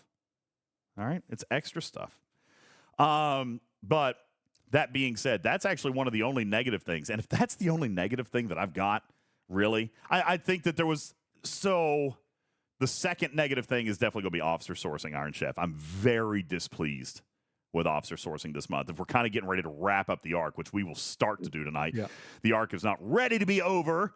All right. But as we get ready to wrap up, we can kind of, because we are at our time, we can kind of leave with these parting thoughts, if you will. For this month, there's not a lot that I think I can be upset with. The officer sourcing probably leaves the most sour taste in my mouth for the entire month. Even a couple of the events that Echo got a little bit goofy, that happens, right? I'm not super upset about it. Man, the whole styling of these officers this month just kind of disgusts me. The fact that the Epic was only sold, even as a grinder, you could only get half. So you had to buy if you wanted the set. And moreover, the officer is worthless unless you buy both rares to go with it. You know what I'm saying? Like, not only did you have to buy the Epic, but you also had to buy both rares before it was any good. I really hated that. The officer sourcing this month was super, super disgusting. Iron Chef, what was your big take, your negative moment for the month? Did you have a big one that sticks out? I think officer sourcing is definitely one. It's going to take a couple months until I can unlock Q. I think people have mentioned the heroics. I think the bad side for me is like it tempted me to want to spend, and I think that's what their goal is, and that's what they want to do. But having all those heroics there on the front page, just it was an expensive month, and that's probably the downside for that. And but everything else was great. Everything else was great. It was an expensive month with regards to the officers. You mean everything else? The Chaos Tech is that what you're referring to? Because there was Tech, a lot of spend. Chaos Tech. If you spent on the new Mastery building, that's it was a good value and it was a good deal. So I think a lot of people were tempted this month before. They had to do the Christmas shopping. I think that was their plan. Like, spend all your money now before you spend money on Christmas, so we can actually close out the year on a good note. Funny enough, I was not tempted by the independent archives. Were you guys tempted by it? It progressed so quickly. I really wasn't tempted by that. I think if you're looking to level up and ops up, that's actually a really good investment. And I think some people have gone to Spox Club and looked at efficiencies and said, yeah, this is a good deal if I can get this archive up and running really quick. Well, yeah, the building efficiencies were good. Maybe I should have done that before I pushed to 63 today. Now that now that I think about it. Okay. There you go. So yeah, I can see that the Chaos Tech came out. There was definitely some spend there. Anybody pick up Q's Cannon? How's that working out? It's working out really good. It's a great PvP.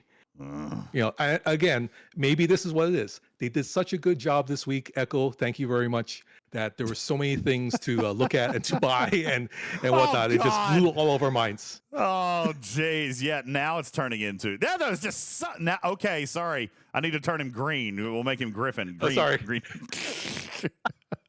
Sorry. So much stuff to buy. It's great. There's so much stuff. Had to Okay. refrain. You know, funny enough, I see that some people are a little bit frustrated with the Chaos Tech being a double down on one of the worst features. You know, I think the fact, Nowhere Man, that they removed the chance does actually make it a little bit better. But I mean, because it's just a straight tier up thing now. But I will point out, you know, that like Mr. Tiger said at the very beginning, if you take a look inside your Continuum refinery, you do see that second bundle. All right. And just as a quick reminder, I'll show this to you guys. The overflow bundle over here, you do see that, which means that he's right. You know, and obviously he's the designer, so he knows he's right. But that there is going to be, I don't know what I can exactly. You know what? I'm just going to out and out say it. Sort of source. There will be a grinder's path introduced. I'm not gonna say which ones, but there will be a grinder's path for something introduced in December. Like it's coming. In December. In December, yeah. At least one of them will have a path introduced. So that's a good thing. All right. And so I think, I don't want to say that it looks great because I do always hate Nowhere Man. I always hate when features come out that are paywall exclusive. I really do like grinders paths up front. That's one of my big core things that I've been preaching for 5 years. But if it wasn't, they haven't told us since Cerritos, right? Because once in a while they do. No, they do. They do sometimes, but I still think that it's important. Yeah, like Lorca. I still think that it's important. That being said, DJs. One second. That being said, if Chaos Tech comes out and in 1 month they end up, you know, putting a path out for something, then cool. All right. I mean, it's not the end of the world, and I can tell you I probably shouldn't have, but there you go. It's coming in December. Tarpy, go ahead. So my biggest thing, I loved the Chaos Tech idea. I thought that the special, like ship special idea for some of them was really neat. I liked that one was in the paid track of the Battle Pass. But there were so many events that centered around having Chaos Tech that if you were entirely free to play, you could not participate at all. That was a problem for me. I didn't buy any Chaos Tech. Did I miss events? I know I missed solo leaderboards. I missed solo leaderboards. No. Well, you did So there buy were the loot, though, SMSs. with the Battle Pass. Yeah, so you got the loot with the Battle Pass. Right, but that and none of the other total free to plays had none. Sorry, Tarpy. Yeah, but wasn't that a heroic event? Yeah, you just repeated what I said. It was a heroic event. Right, but that was the only, other than saving the Independent Archives tier up stuff, that was the only way to get one of the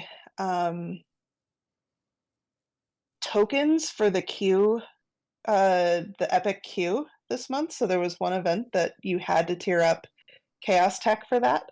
So free to play had no chance whatsoever. But that was heroic, right?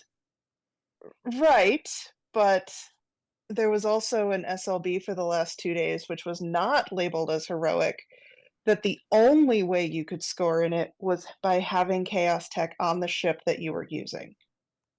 All right, so, let's go back to the definition of a solo leaderboard, which is almost entirely always heroic. Grinder able. So even when the NX01, the last time, before that was free to play, you still had a scoring mechanic to score at all. This time it was you had to have Chaos Tech regardless of what ship you were using. So free to play could not score in that SLB whatsoever. How is that different than a tier up the building SLB? It's not, but if they can do 1 or 2 tiers and get 27th and have a handful of chump change as a reward. So it's worthless? I guess what I'm saying is it's no different than any other heroic style of leaderboard. This was not a grinder's leaderboard. We have 2 definitions of leaderboards. We have grinders leaderboards and we've got spenders leaderboards. This was clearly a spenders leaderboard. By the way, I did not do well in that. All right. By that time I did have the one that came out of the battle pass, but I don't even think that was the one that counted, right? Or no, any of them It counted. You just got more points for having That's an right. Yeah, any of them counted. Yeah. I think I had that one because I didn't buy any of the others. I didn't even buy the Thought Maker. I was going to. It was only $10. I did not.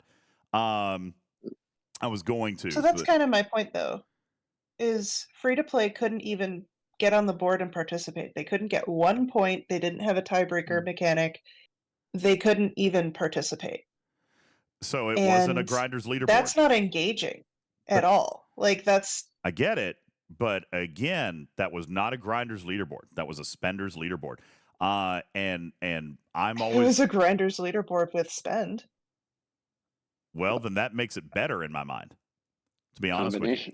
Yeah, that makes it better in my mind. I am never going to shy away from the fact that there are Spenders leaderboards and that there are Grinders leaderboards. That was not a free-to-play Grinders board. It might have been Grinders within Spend, but that just makes it better in my mind. It means that a wallet didn't guarantee the win, that you had to have something and still engage, and that made it better in my mind. But it certainly was not, and there was no illusion to the fact that that was available to free-to-play. To me, and I guess...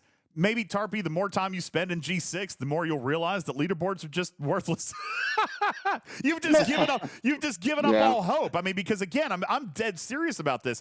In the world of G6, there is not a solo leaderboard you will do well in. I'm just here to tell you. I got fifth. Right. I got fifth. You know why? Because you spent, and there was a Grinders element, because you're a grinder at heart. That was why you placed in that, which means that you should probably be a little bit more on board with this idea. It's one thing I am here for the free-to-play. I am here for the low spenders. I'm here for the high spenders. That one didn't get to have anyone who didn't pay for a battle pass, get one bought for them in a bet, whatever. Shout out Scaly back! Yeah, baby! Yeah, Scaly! But, Harpy, that was by design. I understand, and I'm saying the design was not great because it excluded an entire subset of players. As does every single event. Every month there's an event at the beginning to tier up the building. Every month there's an event to tier up the officer. Those are events that free-to-play can just ignore. This one was no different. Buy a Chaos Tech. That should have been the key word. If you're free-to-play, you just ignore that one. All right, I hear what you're saying, but there will always be spend-motivated boards. If we had 100% Grinders leaderboards in this game, and this was the first time that ever happened, I would totally agree with your point. But Scopely has never adopted that model. They're never going to. They're never, ever going to, and this is just the distinction that we have to make. Are we going to play in it, or are we not? And I clearly played in it because I clearly bought things. And I'm not going to say I didn't. But I also just want to mention that saying it's always been this way, we're just going to settle for that, is not how I have lived my life. I applaud you for that, but this is I know we're the fighting model. Against a multi-million-dollar game company, but I can still say that it's not how we want engagement. We don't necessarily just want engagement for spenders. There could have been another SLB there for people who didn't have it that paid out a quarter of what was paid out for the spenders, and that would have made more people happy. Once again, we love Tarpy. I love Tarpy as well. This is one that is the model. I mean, I don't disagree with what you're saying. I would love for every event out there to be Grinders, but that's just not it. I mean, that's not how it's ever been, and it's not how it's going to be. And the fact that this one, and again, I jokingly say this, but I'm serious. The longer you live in G6, the more beat down on solo leaderboards you're going to get. And honest to God, like, to me, it's just like, I don't bother. I don't look. I don't care, because I know what the outcome is going to be. Oh, I totally agree. And for the record, I'm a spender, and I still can't do it. So you wouldn't be in G6 if you weren't a spender. No, that's what I'm saying. I am a spender, and I still can't compete in these solo leaderboards. So this is not like limited to free to play. This is limited to non-extreme spenders, and I again just come down to that's an event that you can look at and decide if you want to play in or not. But if you're not going to buy Chaos Tech, it's not for you. You move on. And I get that, and I get what you're saying, but also saying, oh, as soon as you get higher in G6, you're going to get burnt out and you're just not going to want to engage in leaderboards. That does not make it sound like people should move into G6. Well, that just makes it sound worse. Well, you don't need to engage in leaderboards. We have that's just it. We have never. Oh, I know. We have never said that moving into G6 is good for leaderboards. All right, we have always maintained that it's bad for leaderboards. That is not my point either. That is not my point either. Doing the longer you live in G6, the longer that you're in G6. I have also lived my life trying to avoid the, oh, you'll understand when you're older kind of crap. Because that is exactly what that is. And Tarpy's fighting the establishment. Go, Tarpy! Oh, absolutely. I'm a woman in science, dude. That is my life. Well, I applaud you, and you keep up the good fight. This is not one that is offensive to me because, like every other event this month, there is a target audience. Some of them are heroic. Some of them some of them are grinder. Listen, there are people out there who don't even like grinder.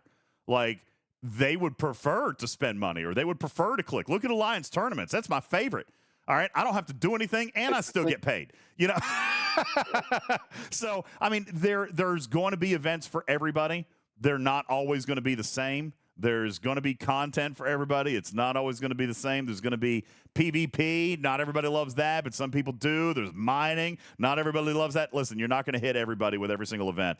This one is not offensive to me because it hits a subset of the audience, but it's never going to hit everything. It's almost impossible these days to write an event that does hit everybody, and so that's why there's so many different events. They are for different people. We've said this for a really long time. Not every event is for every person. Even when looking at Alliance tasks, not every task is for every player. I mean, we've talked about that.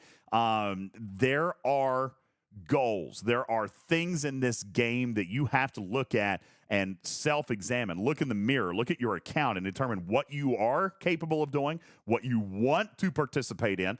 I find it hilarious when people talk about, you know, a certain event or something that they had to spend 24 hours on and they didn't get to sleep or this or that and how it was so miserable. Dude, if it's miserable, don't do it. It's a game at the end of the day. And yeah, I get it that we want to be competitive and all that stuff. But I learned 5 years ago, Iron Chef, when I spent 24 hours solid mining green data and didn't sleep. I said, that is the last time that'll ever happen. All right. And that moment will come for everybody at one point or another. And with it comes the realization that not every event is for you. You know, and you just got to pick and choose. I would rather, you remember Alex used to come out here, Tarpy, and say, give us everything. Let me pick what I get to do. All right. If everything is always available, there's going to be stuff that not everybody can do. And if you look at the event calendar today as compared to 5 years ago, 3 years ago, even 2 years ago, the event calendar today is nearly double what it used to be. And the result of that is going to be that not every event is for everybody. All right. Yeah, Fisty. When Botany Bay first came out, there was a leaderboard. And I don't remember what that leaderboard was for. The rewards were probably terrible because it was 5 years ago. But yeah, I mined green data. That's right. For 23 hours. Thank you. 23 hours and 58 minutes. You're hilarious. I can't believe you couldn't last so funny. 2 more minutes. Thank you, Lawson. Appreciate that very much. So, yeah, anywho, there's that. And no, to be clear, there was not a free Chaos Tech this month.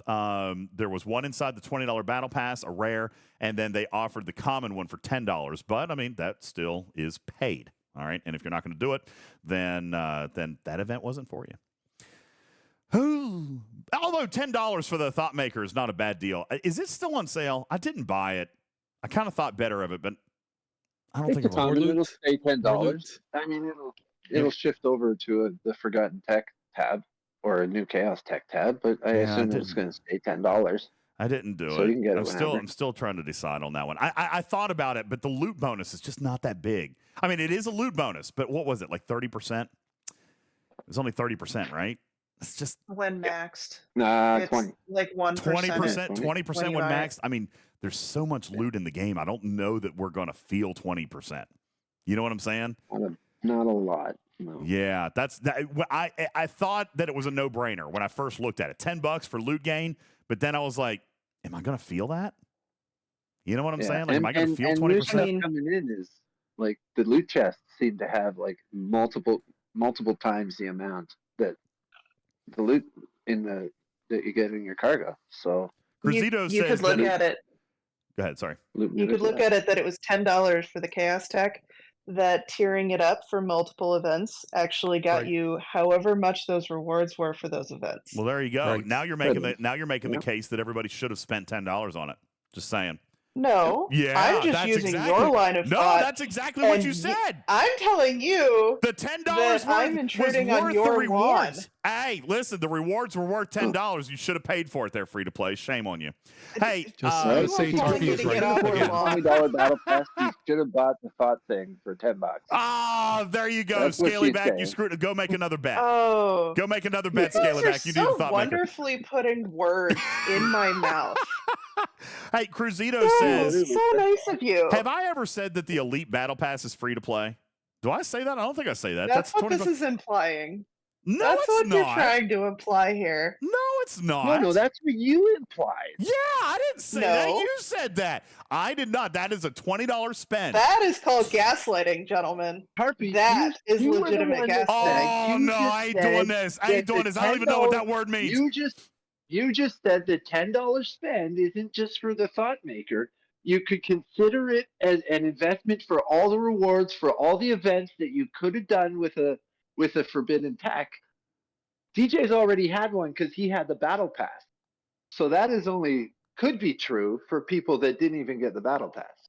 But I never said that buying the battle pass was free to play. And No, I that didn't is say what that you either. just said I didn't that say I that. said. No, I didn't say that. No, Yes. I didn't say that. No one said you said No that one it was said that. free to play. It's definitely not free to play. You got to spend $20 I on it. know. Dragon Keeper, move your fingers over one spot on the keyboard, dude. The funny thing is, she knows exactly what you were typing because she knows your fingers were one spot over on the keyboard. All right. All right, listen. All right. This has been So, fun. Galileo, who are you? This has been fun and spirited. All right.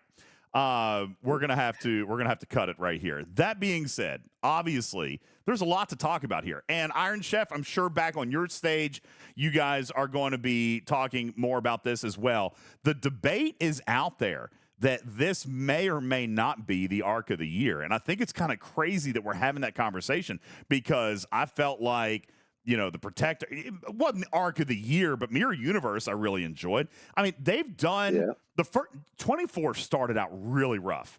They've actually gotten a couple of good ones here towards the end of the year. Some players are saying that the Independent Archives makes this the arc of the year. Other players are vehemently against that. But I see a lot of good in this arc. I actually see a lot that I like. Short says the arc was boring. Carissa says it was indeed the worst arc of the year. That's wild to me because I don't feel that myself. Oh, I don't feel that myself. I think it was a good arc. Yeah. I thought it was a good arc. The building was good. The efficiencies that come from the building is good because you get the building parts and you get the stuff for the building parts every day. Cool. But if you are free to play, legitimately, like you buy nothing, you bought no Chaos Tech whatsoever, you had to grind hostels that give you loot to tier up Chaos Tech that you don't have yet. And we can't know that we were going to get Chaos Tech next month. I mean, we could assume that. Well, it's coming. Hold on. Okay, that's fair. But that wasn't what was in those rewards. Hold on, let me go back. What you're talking about the actual loop that they introduced, not the loop, but you're talking about you said the events. You said the events, right? She's talking about the events where they asked you to kill those matters. hostages. I can explain it myself. Sorry. Thank you. Well, my bad. That's what you were talking about, though, right?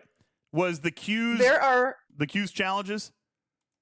There were events that included grinding those. You could, for most of them, you could grind FKR or something else, but right. There were polls. In theory, if you're scrolling down your refinery, you want to do the polls in your refinery every day, and you needed to grind the new hostels to get the stuff to fuel that refinery. But then if you had no chaos tech, you couldn't do anything with the stuff that you were getting from that refinery. So I didn't they either. had events. I didn't either. Yeah. I guess I'm really confused about this. Because I didn't either, but I still participated in those events because they paid other things. Those you're talking about those Q's events. They had rewards that was not chaos tech related. Right, but you had to grind the hostels in a lot of cases to get the stuff to fuel the refinery, and people around here aren't going to just look at the refinery and say, "Oh, I can't do that," so they're going to go hit the new hostels. Well, but I mean, when we get a new ship, a brand new ship in the battle pass, one of the days or two of the days has parts for that ship, and free to play doesn't have the ship. Like, we always get sourcing for the new thing, whether or not the new thing that isn't free yet. Right. We get sourcing for parts of that loop, even for the people that didn't buy the ship or that didn't buy whatever it is. I mean, that's not that weird. Not the bad part. And the event. Okay. I wasn't disagreeing with that. I was disagreeing with the fact that that it's both good and bad. You can't use. Yeah, and you don't know how you'll be able to use it in the future. Okay. So, I think people can assume that you will get Chaos Tech free to play ish, maybe someday in the future, with maybe a ship or whatever they're releasing next month. So would their choice then have been either do it in preparation for the event for the Chaos Tech that would eventually come, or not do it? I mean, Tarpy, I'm having trouble here. You're implying that all this stuff is implied force, and none of it is. Like, you weren't forced to buy Battle Pass, you weren't forced to buy Chaos Tech, and you're not forced to do the events. You can do the events if you want, and even then, you just acknowledged that those events didn't require you to hit the Elorians. You could have done FKR hostels instead, and the rewards from those events paid things that were not related to Chaos Tech. So I'm struggling here. Like, they gave you an alternate grinding. They gave you They gave you an alternate grinding mechanic. They gave you rewards that weren't self-contained, and you've got a refinery option that you can engage with or not at your leisure, right? Like, I'm. What would you have done to make it better? I would have maybe said, "Hey, we are going to be sourcing Chaos Tech in the future. Here's the carrot on the stick. You will get Chaos Tech free to play in the future. You can buy it this month if you want. You'll get it for free in the future. Here's the carrot, in addition to those other things, to engage in the grind with those new hostels." Did anybody think that we were never going to have free-to-play sourcing of Chaos Tech? You could always communicate better. So it's just more communication. Yeah. Okay. Like, what's wrong with that? Like, saying we can assume. To be perfectly honest with you, I feel like we're picking them apart for something ridiculous. To be fair. And by the way, I love this debate. The position is welcome. I just disagree. I mean, I'm glad that you're here bringing it up. I'm sure that represents somebody in the chat. It doesn't represent me. I mean, I agree with Matters. I don't think that there is any mechanic in this game. There might be pieces of a mechanic. Like, we joke about the Ferengi whip, right? We talk about officers. There are certain pieces of sourcing that will always be bad related to a feature. But never has an entire feature just been entirely never, ever sourced in any way, shape, or form. Mm-hmm. I mean, Forbidden Tech, same way. The Ferengi Whip is an exact example of what I'm talking about. It might be the singular piece, but Forbidden Tech was not sourced. Just that one Forbidden Tech wasn't made available. DJ, but I'm glad you brought up Forbidden Tech because when Forbidden Tech came out, they did source at least one or two the first month that it came out. Okay. It would have been nice to at least have one thing to spend the stuff that we are daily churning out. I don't disagree. I don't disagree. It would have been nice to have something free up front. I get that. But also right here on this show, on day 2 of the arc, the designer was here and said there's going to be a grinder's path. I mean, Tarpy, that happened. Mr. Tiger said on this stage on day 2 that there was going to be a grinder's path. So. And what is the percentage of the game population that listens to this podcast? Not having that conversation. I don't care. If somebody listens to this show, I am responsible for them. Okay.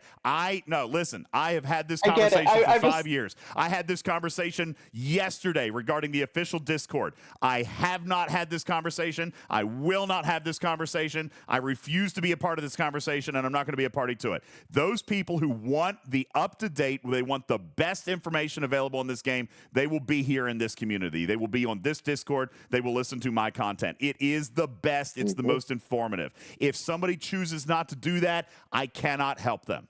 All right. I can make the information available to anybody who is a part of my community. I cannot help someone who chooses not to be a part of my community. The developer, the game designer who wrote this feature was right here on day 2 and said there will be a free-to-play path. You were here.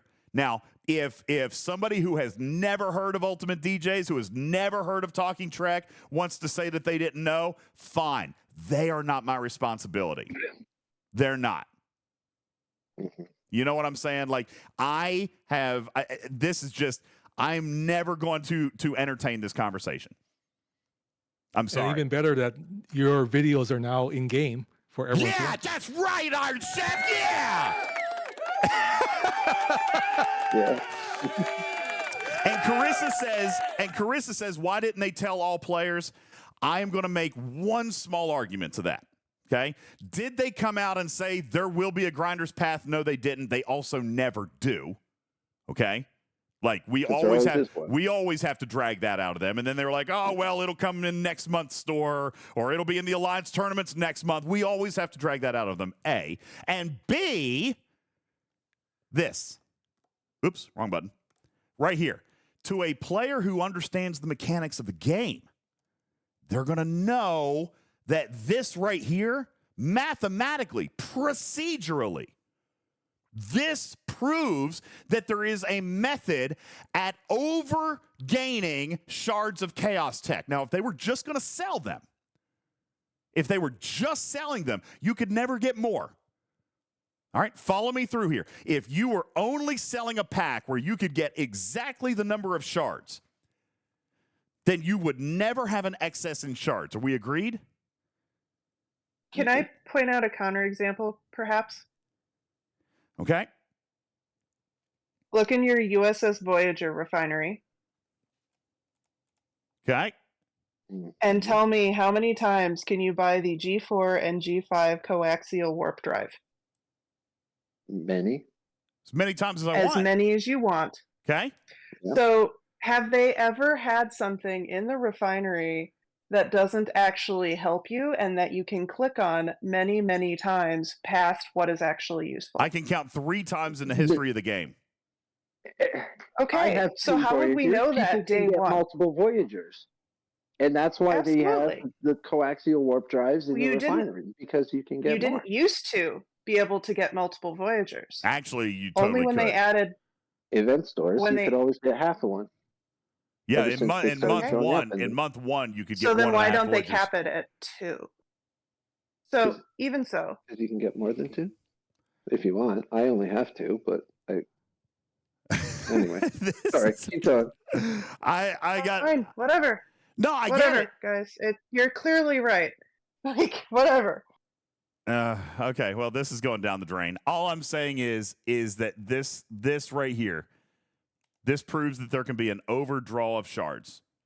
All right, just like almost everything else that we've got, there is an overflow mechanic, and the overflow mechanic comes from a grinder's path. And again, regardless of such, regardless of any assumption or education or whatever that you say that Scopely should have done, Mr. Tiger told us on day 2. Right? I mean, did that happen, or did I imagine that? Did Mr. Tiger tell us on day 2 that they would be grindable? I'm going to assume that the silence means yes. All right. I get it, but I'm not going to complain or harp at them just for the sake of harping at them. All right. There are things that they do bad that deserves railing, but there are other things that don't deserve that, and this isn't one, in my opinion. I'll always welcome the debate, but like there comes a point where we have to acknowledge it is what it is. I'm not going to entertain just continuing to bash on them for communication when they clearly communicated that, at least to us. All right. So, and Ice Wolf says he did acknowledge there would be a grinder's path, just not when. And I think that's fine. All right. They don't normally.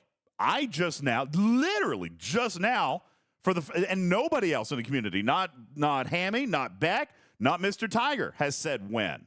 They all said that it would be. I literally just now said that it would be coming in a week or 2, and I probably shouldn't have said that. But that in and of itself is another example of what we get to do for our community here. This is the advantage of being here. My responsibility doesn't lie anywhere else. It's with you guys. Viper wants to know about the Exocomp factory key number 2. Never coming, I guess. Hold your breath. I don't know. All right. Final thoughts. Let's go around the table. Tarpy, I want you to go first. You do get your final thoughts. I love you. Don't be frustrated. This is a part of yin and yang, all right? I know you're brand new to the panel, but don't take it personal. We're going to disagree on a lot of things, I have a feeling, but I think it's going to be good overall. You represent a segment of the community that I may not, and I think it's a good thing. But let's just be careful but be cautious in what we're targeting. And for that purpose also, like I'm not going to say what you can or can't be fussy about, but let's air it and then we'll move on. So, Tarpy, you get the final word on Q's Continuum Part 1. No interruptions. I'm muted.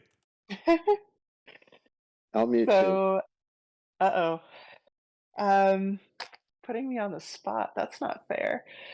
I like the events. All right, like, and that's I like all the time we have for today, everybody. Oh, hush. Actually, no, in all seriousness, I am going to pause you for a second because I'm out of snoozes. I don't want anybody to miss it. We've got to take a super quick break on Twitch. So we'll play here for just a second. Short says the month was... my thoughts. Yeah, you got 3 minutes because ads are in progress over on Twitch, and it wouldn't let me snooze anymore. I tried to do all the snoozing that I could because we were having a great conversation. And look at that. We've gone 3.5 hours. I figured this was going to be a short show, Iron Chef, and then Tarpy comes in with the fire. Right? She brings it. I think she comes in with the fire, man. Scalyback says, we still love you, Tarpy. Bitch as much as you want. Scalyback, jeez. Wow. Scaly, you know I have a band hammer, right? Holy smokes. There you go. All right. We got 2 minutes late. Webster Sponge says, can we get something for extra rep? Can we get something for extra rep we don't need? So that's the Bajoran rep that you can still buy, but you don't have to. Huh? Well, just don't buy it. I think is the answer. Right, but you can. It's still there. It doesn't go away when you max your Bajoran faction. Yeah. I'm not sure what they're talking about because I don't buy rep. I hate rep. I don't care about rep in any way. Why did this person continue to click on it because it didn't disappear? I think the point you're talking about like faction rep. Yeah, for Bajoran faction. So you can still buy it even if there's no need for it. And that's, I think, the similar point to, but you can buy more Voyagers. Okay, well, that's fair. Oh, but I mean, you can always buy more stuff as long as it's not something that's like a single unlockable you can't item. You can't buy Section 31 faction rep anymore once you max it. Well, because they learned how to fix that. Yeah, that's actually a really good example. They finally figured out how to do it. Just like after 6 years, they finally figured out what a Black Friday sale is supposed to look like. So I mean, they do apparently learn. There's just a curve here a little bit. All right, it takes a minute.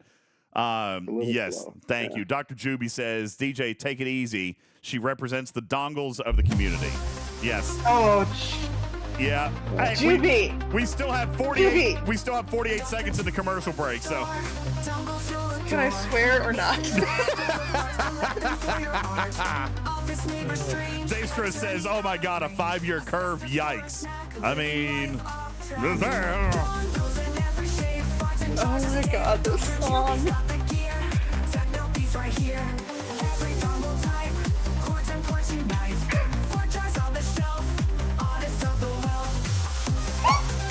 Dragon Keeper says I should add him to the panel, dude.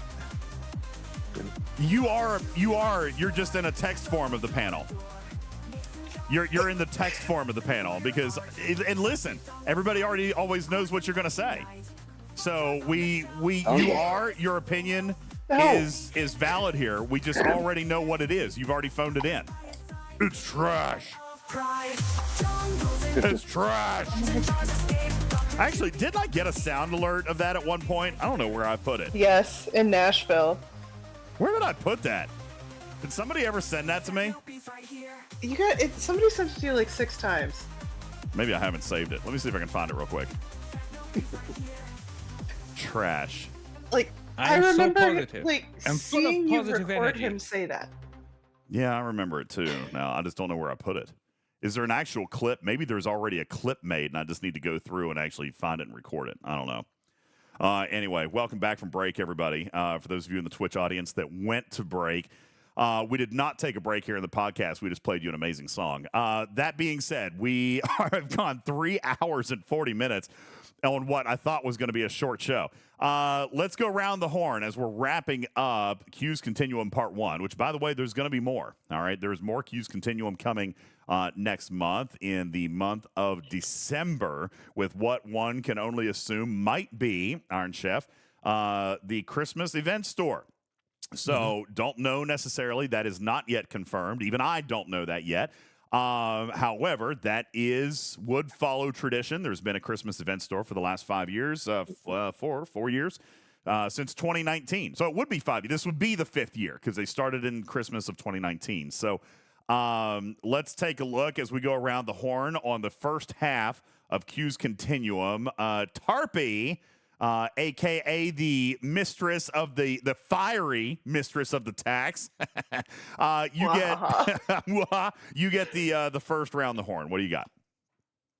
So I didn't particularly like the officer sourcing. Go figure. I ended up with 96 shards after buying the second battle pass. I did not finish either rare, so I don't have any of the PvP people for this month. And nor do I have any of the rares except for one of them from this year. So that's what did you say you finished with? What did you finish with on shards? How many? For the rares? No, for the epic. Going down the list. I am at 95. Dang, you did better than I did. I only got 86. Yeah, that's good. I got 2 pulls of 3 from the Q's thingy. You spent on that? No, that was. I bought Chaos Tech and I hoarded the building parts. Battle pass, but she had a Chaos Tech. I got you. Yeah. To do the event. Which, by the way, as a free to play, I didn't do, so I didn't get those extra shards. See, the $10 would have been $10 would have been worth it for me. The $10 would have been worth it. I should have just done it. How's that free to play going with your mirror research? Well, I was free to play on the independent archives, and I was free to play on Chaos Tech. Okay. Sure. I did. Okay. I wanted the rare hazard particles. That was more valuable than any of this stuff. That was super valuable to me. Anyway, okay, so 95 shards of Q. I agree. Not a fan on the officer sourcing. What else? What else? Struck you as good, struck you as bad. So I really liked Echo coming into the Discord pretty much every day and asking how things were. And he was really receptive to feedback, which it's always really hard to put yourself out there and say, hey, tell me what I did wrong, and preferably also tell me some things I did right. We usually skip that second part. So I really appreciate. No, we all thanked him for coming in and for when he did stuff right. We told him he did stuff right. So I really liked how Op 61, which is what I was for most of the month, didn't get G6 rewards in a lot of the daily events, and it got mostly fixed by the end of the month. So I really appreciated seeing that happen. He heard there was a problem, he fixed the problem. I really liked the choice rewards. You know, as much as the whole resources for G6 was weird because of tokens, I liked the choice. That was so fantastic. It was so useful for Alliance tournaments. And I really was happy those came back.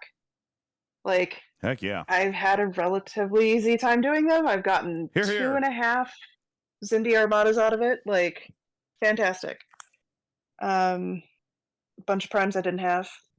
And you did Zindi Armadas? I got rare Zindi Armada starts because the stuff from those will help me, and my teammates got them, so I got more loot because my teammates also got them. Like, I bought all of the primes that I could get. I've done 10K tasks for all of them so far, so I have a bunch of rewards. So I've bought pretty much everything that I'm going to buy.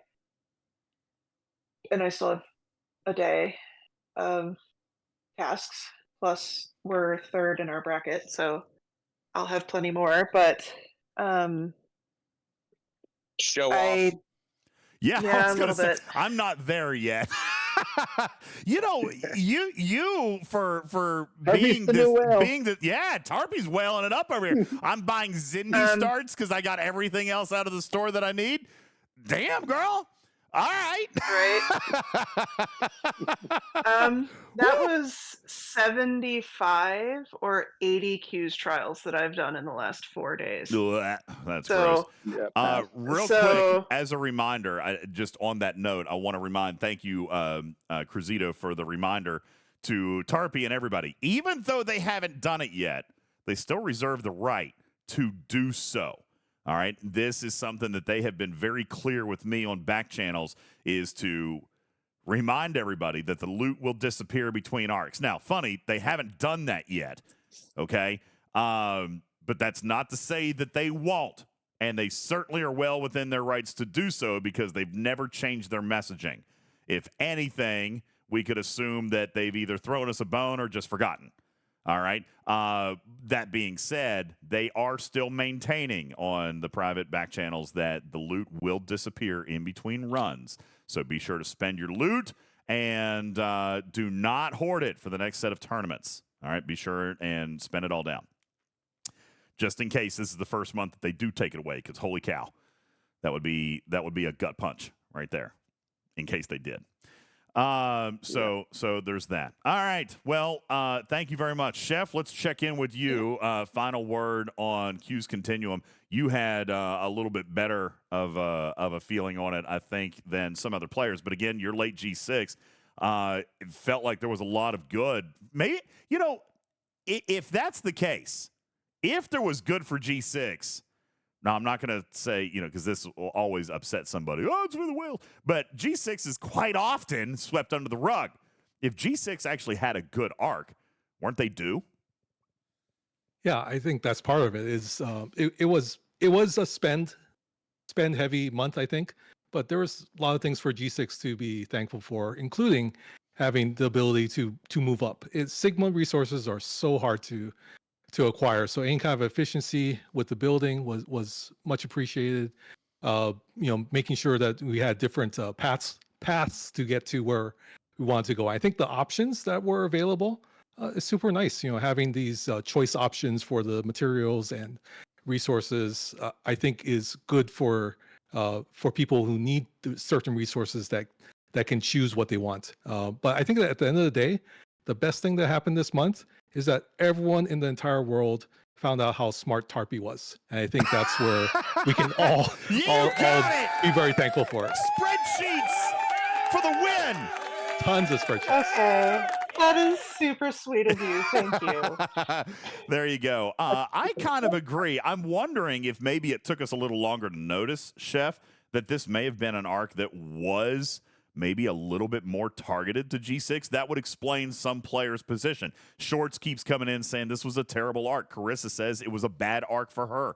Maybe we're seeing here that there was a clear divide in the targeting for this arc. I had a great time. I'm early G6. You're late G6. Even Tarpey, for the most part, seeming like she had a decently rewarding month. She's in G6. Maybe that's the thing, was that this arc was written to favor the G6 community after what seems, frankly, like the entire year really wasn't.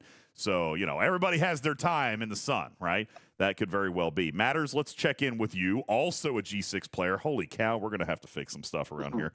Karkin, where you at? We're gonna have to get somebody's alt account as well, because there's no newbies anymore in the game, and even then it takes like 17 minutes to get to Ops 20. So we had that conversation earlier today. That being said, Matters, let's check in with you. Your position on Q's Continuum, Part 1.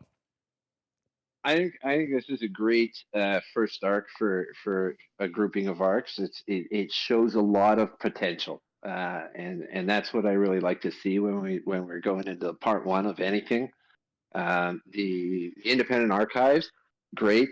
It's lovely that it's reducing our clicks. I don't consider that to be the best part of it. I think the best part is the actual boosts that you're getting from the pillars for those people that are still working the loop. Like that's gonna massively reduce grind time and speed up those loops for them. And I think that's great. Yeah. I think that's way better for more people. Well, it is going to be better for most people. Yes, I agree that building, there is a benefit that comes before mastery. For sure, you're 1,000% right. Yeah. As a player who gets to click on mastery for the majority of these loops, I am also very happy with it. Not just, as you say, not for the click reduction, but the increase in payout as well. Increase in a bunch of them. The Monavine payout, the Voyager payout, the Tally payout, knock on wood, even the Botany Bay payout. Yeah, that's great.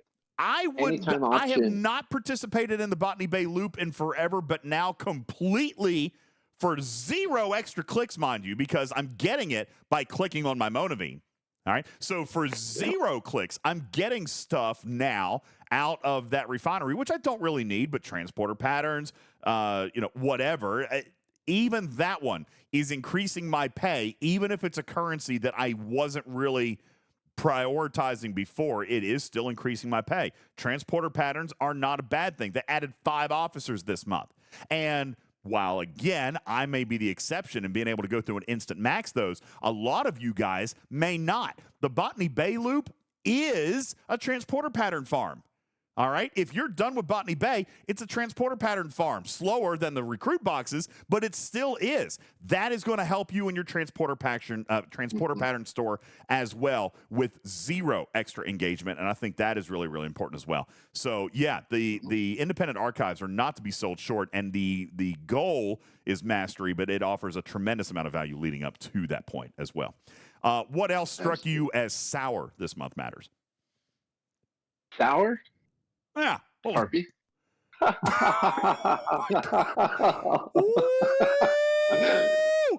I had to. I couldn't help it. Sour. I mean, there were. It was very, very pay heavy. I understood that the feeling of free to play, that people who didn't even engage in the battle pass, who had no chaos tech, that there were some things that they felt excluded about, or kind of shuffled over to the kids' table. You go kill your FKR and whatever. I like that they still have the refinery available to them. They had the option of grinding those. I can't pronounce them, whatever they are, the new guys, and getting the loot and being able to just start working on the stuff, so that when they do get a chaos tech, they can instantly take it up to tier whatever. So many times with a ship or whatever, it's like you have to build the ship before you even see the refinery. So at least they can kind of get a start on prepping for when they get one. But I mean, aside from that, I mean, there wasn't a lot that I felt was really sour. Arenas are still a bit of a I'm still not overly pleased with the 8-hour a week window that we have for arenas. I'm not sure if they're ever going to come around to changing that or not. But they have done other things to try to improve it, so I guess that's good. And the Chaos Tech itself, it does the same thing. It has a lot of potential. Like right now, the ones that we have today, they're not that great.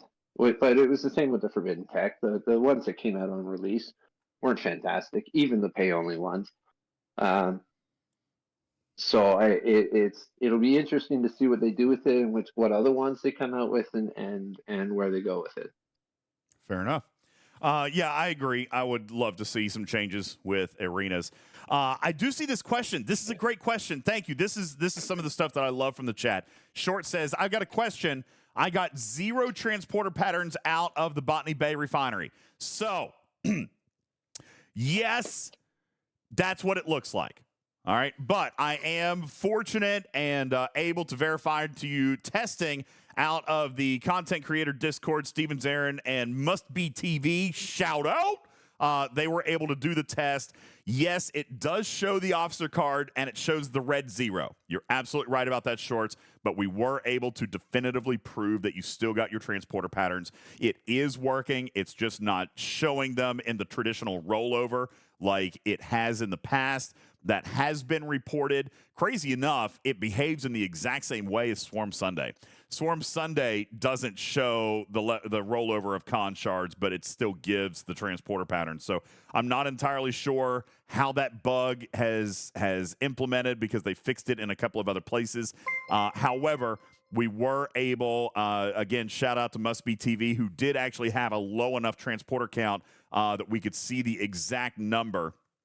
Cruzito says the red 0s for that officer, but it doesn't show the transporter numbers. And that's exactly what's happening. It's not showing that animation to roll them over like it would in a traditional recruit box. But we were able to actually see that using the Botany Bay Mastery does, in fact, provide transporter patterns. And that was verified by fellow content creator Must Be TV. Thank you for that testing, sir. Appreciate you very much. You guys check out. I just threw pictures in the chat room if you wanted to show What's before that? and after. I just threw a couple pictures in the chat room before and after of my transporter patterns. Okay, yeah, it works. It's verified working shorts, so you know that it's there. This is just as usual. Scopely has a little bit of an issue with UI issues sometimes, but nonetheless, it is working. You are indeed getting your transporter patterns out of it. It's not the same picture, Wolfwood. Look up in the upper right-hand corner where you see 560,000. I'm going to, as a matter of fact, you know what? I'm going to put this in the graphics room for Must Be TV. That way you've got that. And then I'll also throw this from Matters in. If you take a look at the transporter patterns up in the top right-hand corner, this is timestamp 1240. What? 12:40 a.m. Eastern time. What in the ever-living hell? It's time to go. I got to go to bed. What is happening? That is ridiculous. Tarpy, you were supposed to stop me. Amongst everything else. Yelling at you for a while. Amongst everything else. No, just kidding. We're not done going around the horn yet. Putz and Karkin are here, and I would like to get their thoughts very quickly as we get ready to wrap up on Q's Continuum. Putz, good evening to you. Definitely want to come to you for your perspective on this arc. If it was a G6 arc, how did you feel down in G4? You know, I got to tell you, I didn't mind the fact that there was, I'm going to say, quote unquote, nothing to do. It was an arc for me that was very vanilla. None of the events were interesting. They kind of were all just kind of like, oh, we've done this kind of thing before. There wasn't any like grindy solo leaderboards that I could go after. So I kind of made it my own. Like I did my own thing. In 5 days, I put 1 billion rep on my Klingon. From That involves grinding. I did it in 2 hours. That's I still did it gross. in 2. That's did it actually in really 2 impressive. bugs. It's very impressive. It's still gross. Yeah, and I did it in the mirror universe. So Good man. I also got to tell you that I made, if Alliance tournaments didn't come back, this would have been the worst arc in a long time. Okay. Absolutely. So this worst was arc in it for me. It's all I made it my own arc, and without I think I without flew Alliance, this. nothing. I got to tell you that I'm 12 for 12, soon to be 15 for 15. I will have done 15 10K point tasks that all paid 4.4 loot. Yeah, my man. That's right. Awesome. Good job. So really, worst arc of the year if it hadn't been for tournaments? Yeah, because there's nothing to do. There was nothing that like piqued my interest at all. Like none of the officers, whatever. And you're there free was to play, right? Yeah, there was nothing I could grind and nothing I could like go for. So, but the independent archives. Yeah, great. Independent archives, great. I got it up to level 30 or whatever. Awesome. But still, that's just clicking. Wasn't anything. It wasn't play. Right? That's just clicking a bunch of buttons. As far as like, I collected this chest, they gave me enough loot to upgrade it. But really, I didn't have to grind for it. I like to go out and wait a second. More grind. You're saying that you're mad that there wasn't a new loop to grind? Yes, and I'll tell you why. Because oh my God, community! I can't. Put all the pips back. No, there's a balance. Put all the pips back. Give us all the pips. I need all the pips. Get rid of the independent archives. All right, let's just put it all. Are you kidding me, Putz? You don't understand. Click everything. If it's a grindy thing, it's the only way a free-to-play can actually A, compete, and B, do better than someone who paid. Only type of events that I can say, hey, that I can do better than somebody because I'm willing to put in the time. He's got a point there. All right. Is that not kind of the point I was making too? Yeah. I wasn't here 2 hours ago, so maybe, but no, I hear this every single month. We don't want new loops. We don't want more grind. We don't want more screen time. And then they do it and we're going to complain. I cannot fathom this. Boo, Putz, boo. I'm not complaining that the fact that they brought out mastery. I love it. I love all of that. I just wish that they would have had some event that would have been like, hey, here's a leaderboard event, not an SMS where you go and grind and hit 10 hostiles and you're done. But here's a leaderboard. Go see how much of that new hostiles you can grind out. Right?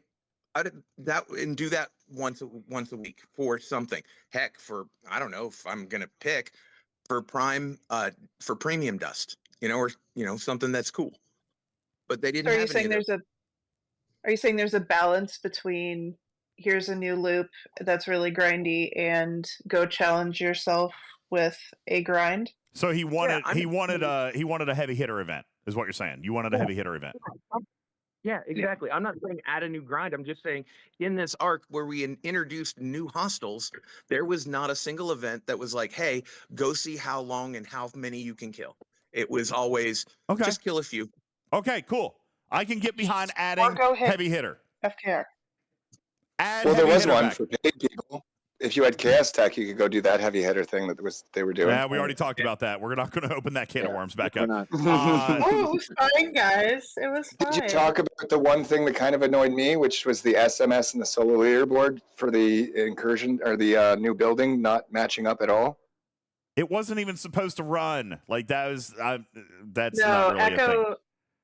Echo actually apologized for the first run of that the first day didn't match up with the SMS. Yeah, it wasn't supposed to be that way. Yeah, and they did it again a second time. It wasn't 2 weeks supposed to ago. run. That's just it, Karkin. It wasn't. He had canceled it. He just didn't take it off the scheduler. It came out anyway. No, he DJ, announced that 2 he weeks canceled ago. it. Yeah, 2 weeks ago. Different. Okay. Different SLB and SMS. The first time the SLB, they were both 2 days long, but it was they overlapped by only one day. Yeah. I So remember the that. people that went ham on the first day got screwed the second day because they couldn't finish the SMS, even if they won the SLB. Question. And the SMS was the only way to get the Q's choice token thingies. Question. So was it on the calendar? Yes, but it was on the calendar. Like that was our response. And that like, actually made me angrier because that means they intended, they knew that it was split up that way. But so should all the players. But that they mean they knew. They knew Eco it was said going to he be made run that separately mistake. on the day. Eco said he knew that was a mistake, and he apologized for that several times. They were named two different things. It's not like it was like, here's your building SLB and here's your building SMS. No, it was, here's your building SLB and here's your heroic Q event that is named something different, but will tell you in the information that it's the SMS. So it's not like they were side by side. You had to delve in and see what they were. So there was strategy in looking at the calendar? That's not strategy. In planning your spend? Okay, yeah, I tried that many months ago, and then they change everything. So to avoid being angry, I just stopped looking at the calendar because it's pointless. Well, that's fair. I got screwed on that today, so I can't really complain. I got boned on that today with the Mirror Universe thing. So there is that. But yeah, no, I mean, I get that. He did say that it wasn't meant to run that way, but it was in the calendar that way. So somebody who looked at it could have been prepared for that. So there's that. Let's Karkin, was there anything else? Was there anything that stood out to you? You're also G4. We're seeing, I am so positive. Thank you, Bennett. I'm full of positive energy. We're seeing some sentiment in the chat here tonight, which is something that I haven't really picked up on this month, but I am seeing some divisiveness in the chat that this was not an arc friendly for G4 and G5 players. How did you follow on that? Before that, DJs, I have to run and make dinner. So I thank you can't very much imagine for having why. me. It's only 10 o'clock at night. Jeff. What are you making for dinner? Thank you for being here, Iron Chef. We're going to have some poke bowls and maybe some steak. Oh, my God. I want a poke bowl so badly. So we'll see. But happy Thanksgiving, everybody. Happy Thanksgiving to you. Have a great week. Sir. Ladies and gentlemen, Everywhere It Matters, special VIP guest host tonight. Thank you very much. Appreciate it, man. Iron Chef. Peace out. Wrong person. Iron Chef. Wait, what did I say? You said Everywhere That Matters. Oh, sorry. Yeah, Iron Chef. Sorry about that. I was looking at my panel list. He always calls me a celebrity. I love it. Yeah, he's like, and our celebrity Karkin. Yeah. Like, yes. Karkin did we've got, oh my God, we're over 4 hours now. I really got to go to bed. Where did this thing land for you? Quick. I didn't hate the arc simply because, like Putt said, there really wasn't much for us to do. But you just roll with that punch and just kind of enjoy some time off, doing catching up games and or doing your thing. But I hated looking through and seeing they could have just bundled them. Did anyone mention that? Throw all those heroic prime ones into it, so I don't have to scroll by 10 things that I'm not allowed to be in before I can find the actual things going on. Would have. Yeah. I don't know if that would have. But all in all, tournaments this time around, I'm enjoying them because they have more options for me to get those 10K ones. I found a bunch more, even though they may not be the good ones. Like I'm not always getting 4.4 thousand credits from the things or the refresh tokens, but for the ones that I can do for free, generally you might land like 860 of the credits, and that's not horrible. But I did end up getting some of the good ones, so I was happy with those. All in all, yeah, the officers, it's a strike team for explorers versus interceptors with a bonus. So yeah, just another thing we're looking for. We'll be down the line if it ends up popping up and might throw it into a crew. But the thing that scares me about that is that they're gonna. I mean, there's 2 more sets of these officers. There's 2 more sets of these officers that you almost now have to do the same way. You know what I'm saying? I mean, really, if you think about it, you almost have to. Otherwise, there's a disparity in how they were earned, and there's an advantage for one crew set that's over not the true. other. They did that with the other strike teams. Only Ducat was the second when it came out, and his was the first time they did this type of. That's right. Battleship Strike all Team of was the, yeah, but you know what? We've paid the price on that, Karkin, by it being one of the most gated officer sets in the entire game. People 100%. I'm still only level 5 Ducat, so I don't know. Yeah, I don't know that is necessarily a good thing. Yes, they sourced Battleship Strike Team La'an in a traditional manner. They responded to that by just clamping her down and not making her available anywhere else for a period of 2 years. We are now looking at Strike Team La'an the exact same as we do with Ducat. Ducat and Weyoun were done the same way, and so was Carol Freeman. Carol Freeman, they gave the unlock in the Battle Pass, but then the tier-ups were expensive. Yo, what's up, Diego? Thank you for your first-time chat. What's up, Impacto Critico with the raid? Good evening, guys. How are you? What's up? Welcome. You are a first-time raider. What did you guys get into tonight? What do you do? What you do, man? What did you guys stream tonight? Can we get? I don't know how to do this because I'm old. How do we do a shout out? Did we figure this out at one point? Shout out at Impacto Critico. I think I did that. Is that the right way I do it? No, that didn't work. I don't know how to do shout outs. Is that terrible? Is it / shout out then at Impacto Critico? Let's try it that way. Hey, I did it! All right, look at me. Shout out Impacto. Yeah! Woo! What did you stream tonight, dude? Let's see. They were last seen streaming World of Tanks. Oh, very cool. Appreciate that. Thank you for the raid tonight. Appreciate that so very, very much. You guys go check out Impacto Critico. And you also play Star Trek Fleet Command. Well, looky there. Can someone remind me of the time? Yeah, I know. It's almost 1 o'clock. What officer did you choose? I know that was probably a big conversation. What was the summary about choice there? Depends on. There's not a right answer for anybody. I personally went with 7 of 9. But I'm focusing on PvP. It depends on what your focus is, PvP, PvE. And that's actually where we had the conversation about Battleship Strike Team is, how hard it's been to get Strike Team on. So, I don't know. That's what I worry. You're right. Strike Team La'an had traditional sourcing. Ducat, Weyoun, and Freeman have all been paid, and now you see Commander Q has been paid. And I worry about that because we see, what is presumably 2 more officer sets that are going to come, and I'm not looking forward to 2 more months worth of this style of sourcing. It kind of makes me unhappy. So, yeah, there's that. And Wolfwood says, you want to talk about bad sourcing? Let's talk about Odo. Well, at least he's not as relevant anymore. He used to be, but he's less important today than he used to be. So, yes, he's sourced poorly, but he's also not vital to gameplay. So, he does not. Odo does not have good sourcing, Dragon Keeper. Goodness gracious. He has a little bit, but he's not good by any stretch. So there's that. All right.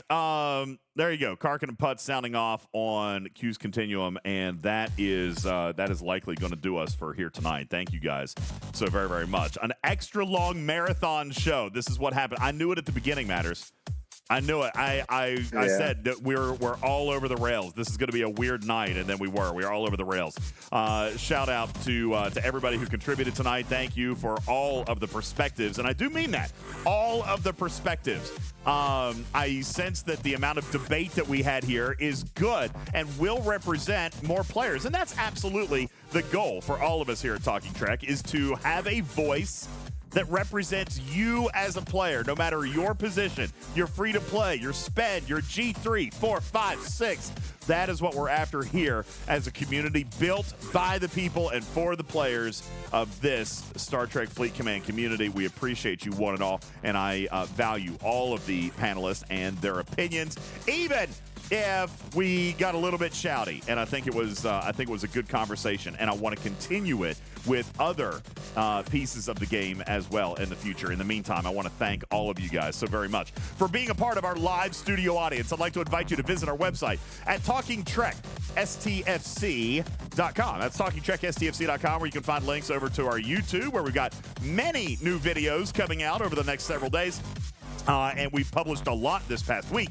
And I would like to invite you to check out our new Patreon. Shout out, I think it was Spock, who joined our Studio B Patreon today.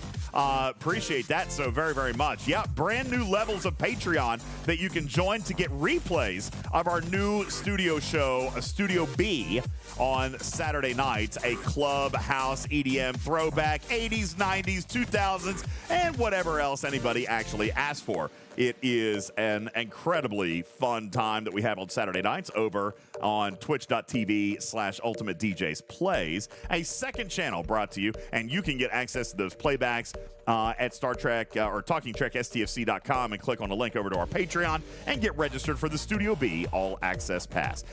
Thank you guys so very much for continuing your support of Talking Trek and all of our properties. My name is Ultimate DJs, your friendly neighborhood cat person, saying meow for now. Love you, mean it.